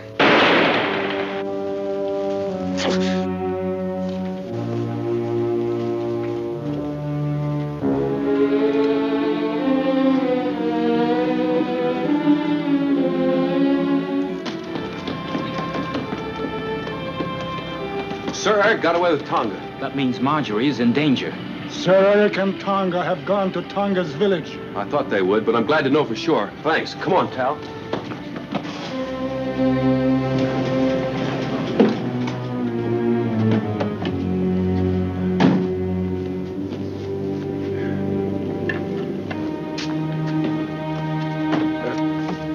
Can't we drive any closer to your village, Tonga? From here, we must go on foot through the jungle. You might as well tell us the meaning of these symbols now. It will save time later. The eternal sun of Pendrang fell from the heavens and brings death to those who gaze on it without understanding. Chosen elders guard the light under the smoking rocks in the cave of the eternal sun. Where is this cave of the eternal sun? Certainly the Sun Messenger should know. I know where the smoking rocks are, Sir Eric, but I had no idea there was a cave in that vicinity. Then let's get going and have a look. Only the chiefs and elders of Pendrang are permitted to visit the cave and look upon the eternal sun. From now on, things are going to change. Indra was right. You are not the sun messenger. We're wasting time with this nonsense. You must not go to the cave. I shall call my people to stop you. You'll call no one.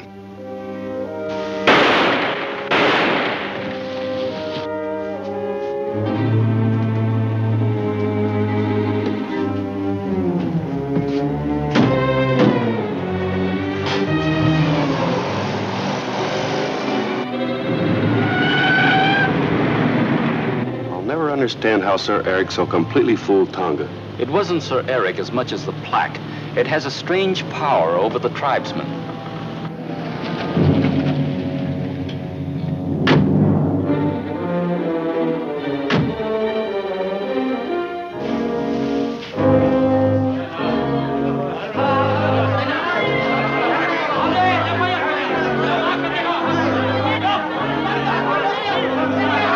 Al, something's gone wrong.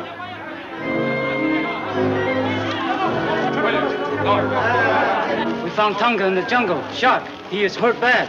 What happened? Tonga's been shot. I think he's dying. Seize them.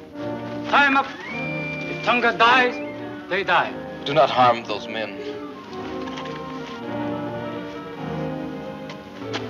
Who shot you, Tonga? Sir Eric? He is not sun messenger. Get some water, Marjorie. You know that we're your friends. Too late. I find that out. You told Sir Eric what the symbols mean? He goes to cave of eternal sun.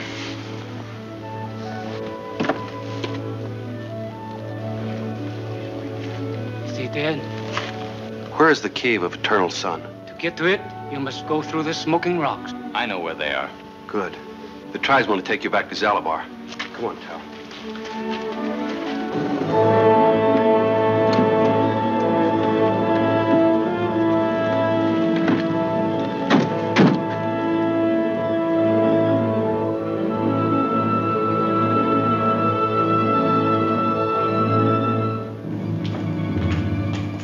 Who are you that dares desecrate the temple of the eternal sun?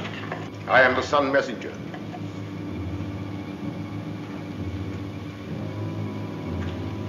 These strangers? My servants. I came to see the eternal sun, to learn if it is well cared for. It is there. Wait. First you must come with me.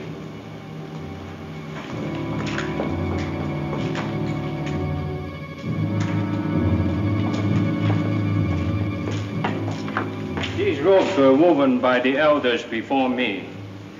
They look like asbestos. I do not know the secret, but nothing could penetrate them. Yet you can see the eternal sun through the material when you dare look at it.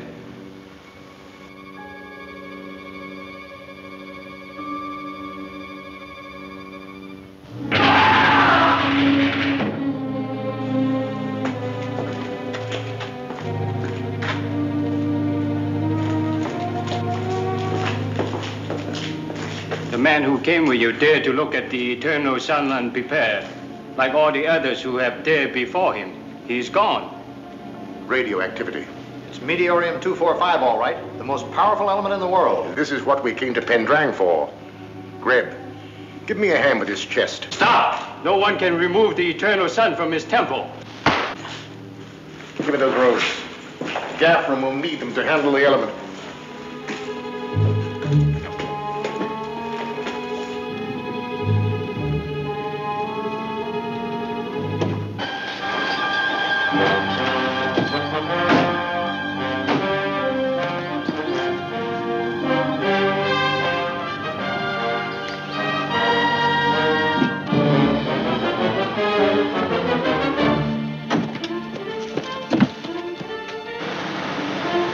We've got to stop their getaway with that chest.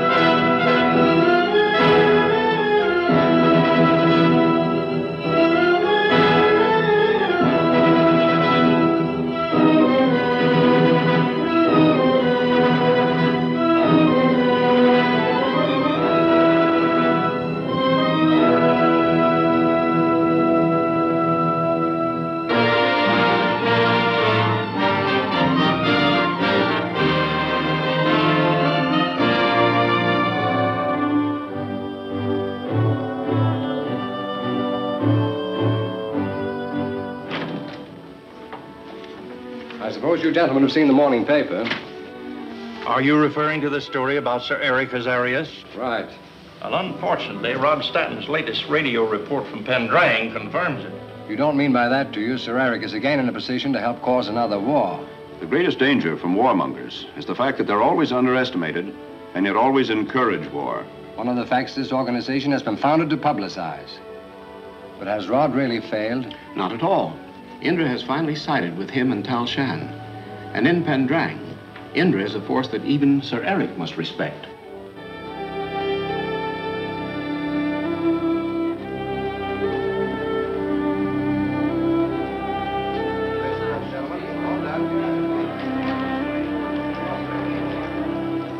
I wonder if we made the right move in backing Stanton. I'm more convinced of it than ever, now that we know Sir Eric had Malborn killed. That makes Sir Eric all the more dangerous. But is he smart enough to get away with it without Malborn, the real brains of that combination? Sir Eric has already made a mistake killing Tonga. Now the tribesmen will obey me, in spite of the Sun Messenger plaque that Sir Eric has used to mislead them. That may be Indra, but he got whatever information he wanted. Yes, and with our help, Stanton can get what Sir Eric is after, and we can reap the profits. You're a little bit jumpy yourself. Oh, I'm concerned about Stanton.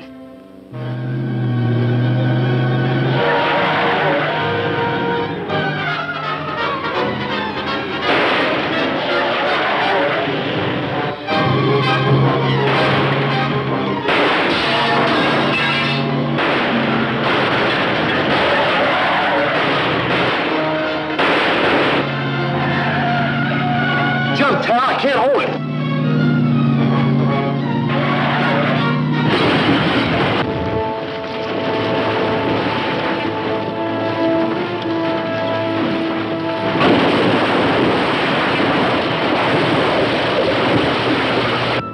That takes care of Stanton and Tal Shan. Now I'll get back to Zalabar.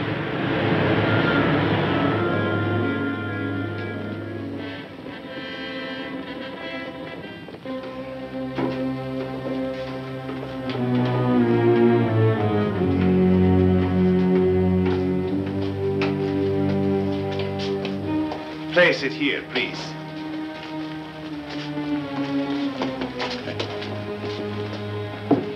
If this proves to be Meteorium 245, Sir Eric, you will be the wealthiest and certainly one of the most powerful men in the world.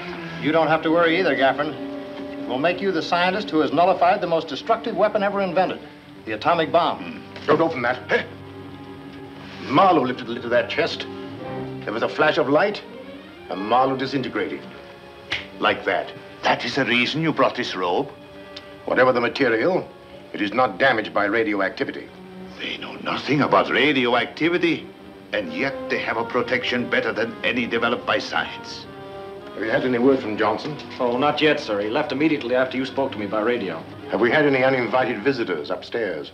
Indra's police. Oh. Johnson says they've been through everything with a fine-tooth comb. Perhaps we better wait in the passage while Gaffron prepares a portion of the Meteorium for a test. By all means.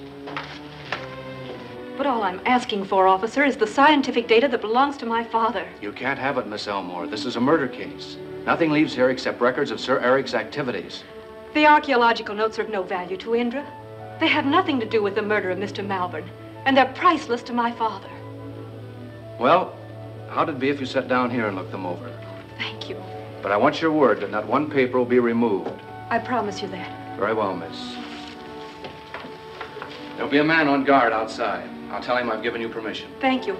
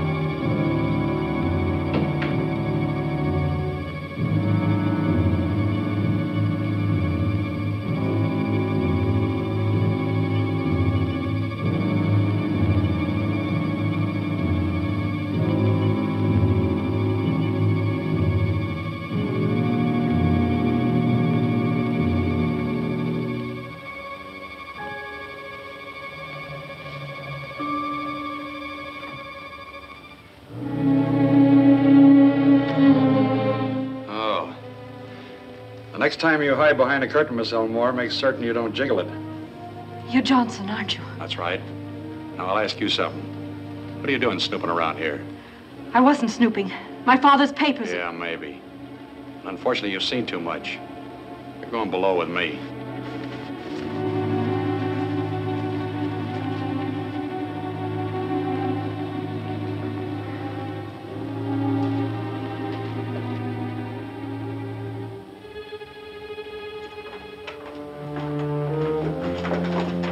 Johnson, why are you bringing that girl down here? She was hiding upstairs when I slipped in past the police guards, and I didn't see her until after I'd opened the secret panel. Are you sure no one saw you come in upstairs? Yeah, I'm positive.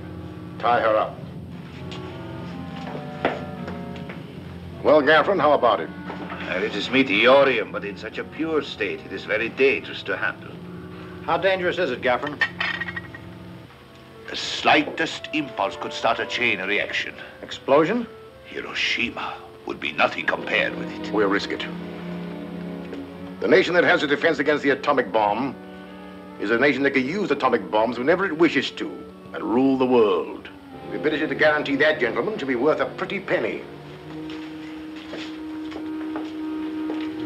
How about your blueprints and notes? Can we depend on them? Any mechanic can follow them and build my detector.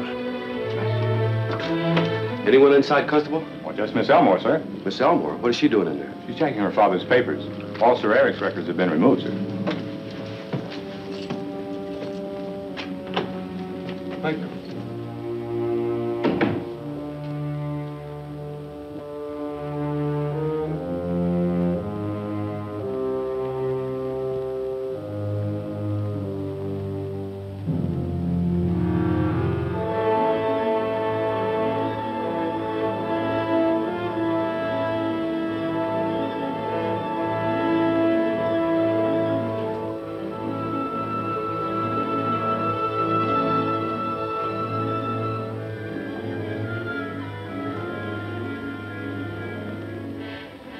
Everything ready?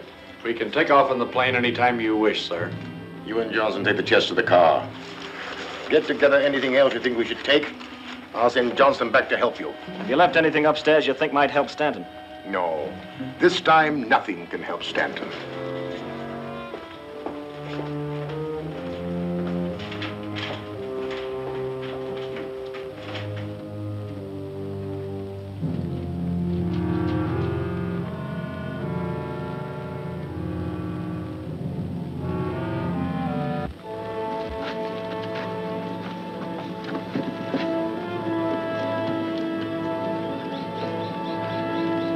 Okay, Johnson. You're quite sure, are you, Greb, that the blueprints and notes are all that Gaffron claims them to be? We have his invention plus the Meteorium right here. In that case, we'd best leave for the plane at once. Well, are we waiting for Johnson? Why? We don't need him. And now what happens to me? Oh, use your head, Greb. We've been through these things before.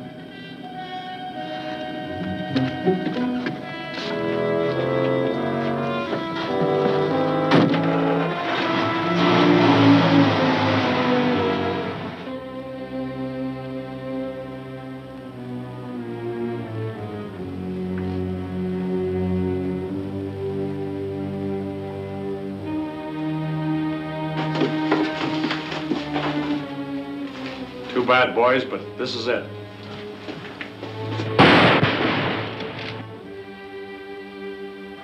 Sorry, Miss Elmore, you too.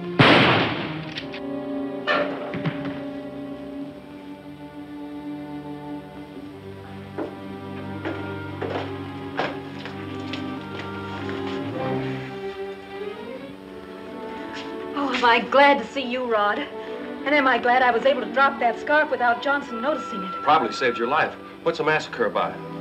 Sir Eric and Greb are leaving by plane. Sir Eric double-crossed his own men. Must be the same plane he flew into Zalabar. Too late now to try to stop him. What about Tal Shan? Good girl. I can get him by radio. Well, I'll see what I can do to help this man.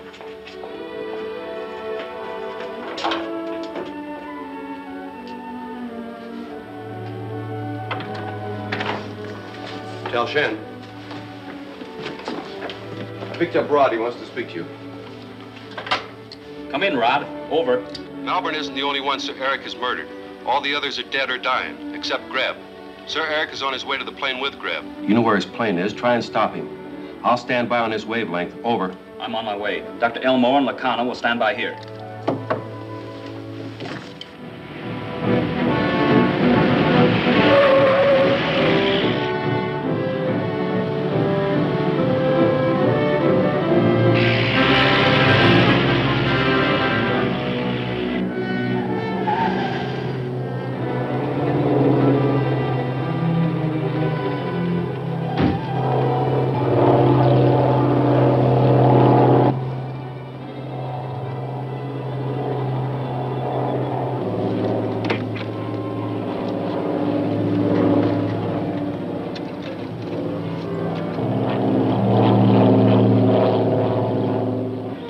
Sir Eric and Greb just took off. Over. Maybe it's not too late at that. There's a man here who's dying, but thinks he has the last say. Listen in. Calling SC. Calling SC. Sir Eric, listen. Gaffron calling SC. Acknowledge. Greb reporting for SE. Come in, Gaffron. Like all murderers, Sir Eric, you made a mistake. You cannot open the chest of Meteorium because you did not take the tribal robe that protects you. I am wearing it. It will be my shroud. I didn't trust you, Sir Eric. So I put something in the chest of Meteorium. Something that will cause the sensitive, concentrated element to start its deadly chain reaction, and so destroy you.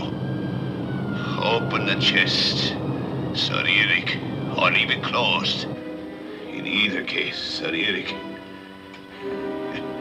it will destroy you.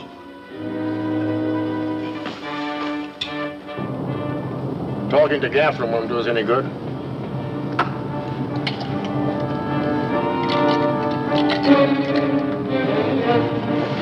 You can't open that chest. I'm not going to open it. Then sit down.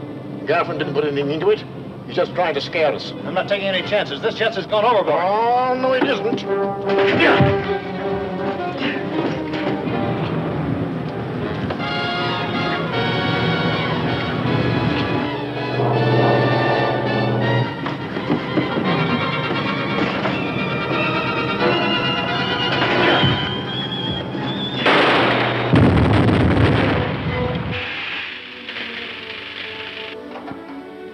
Good listening.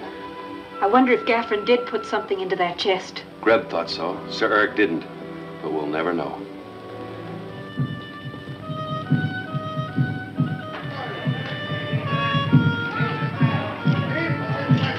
$32. Red. Even. System, you've really hit a winning streak. If he keeps this up, he'll break the bank. Maybe. At least my expense account with the Peace Foundation will be greatly reduced. I didn't know System was working with you and Tal Shan. It was a well-kept secret. Indra would be pleased to see you and Miss Elmore. Come along, Margie. All down. 32. Red. Even. You know, Tal, I really think I discovered the winning system. Come in. I understand you're leaving Pendrang today. Yes, Miss Elmore and her father are going with me. I want to thank you, Mr. Stanton. You've taught me that there's no corner of the world so independent that it can stand alone. That's something the whole world is learning. Slowly, perhaps, but surely. Tell your father, whenever he wishes to resume his work here, that he'll have my full cooperation. Thank you. He's planning to come back next year. And you? Will you return with him? Or will Mr. Stanton persuade you to stay in America? Well, he hasn't said a word about it to me, but of course, he's been awfully busy.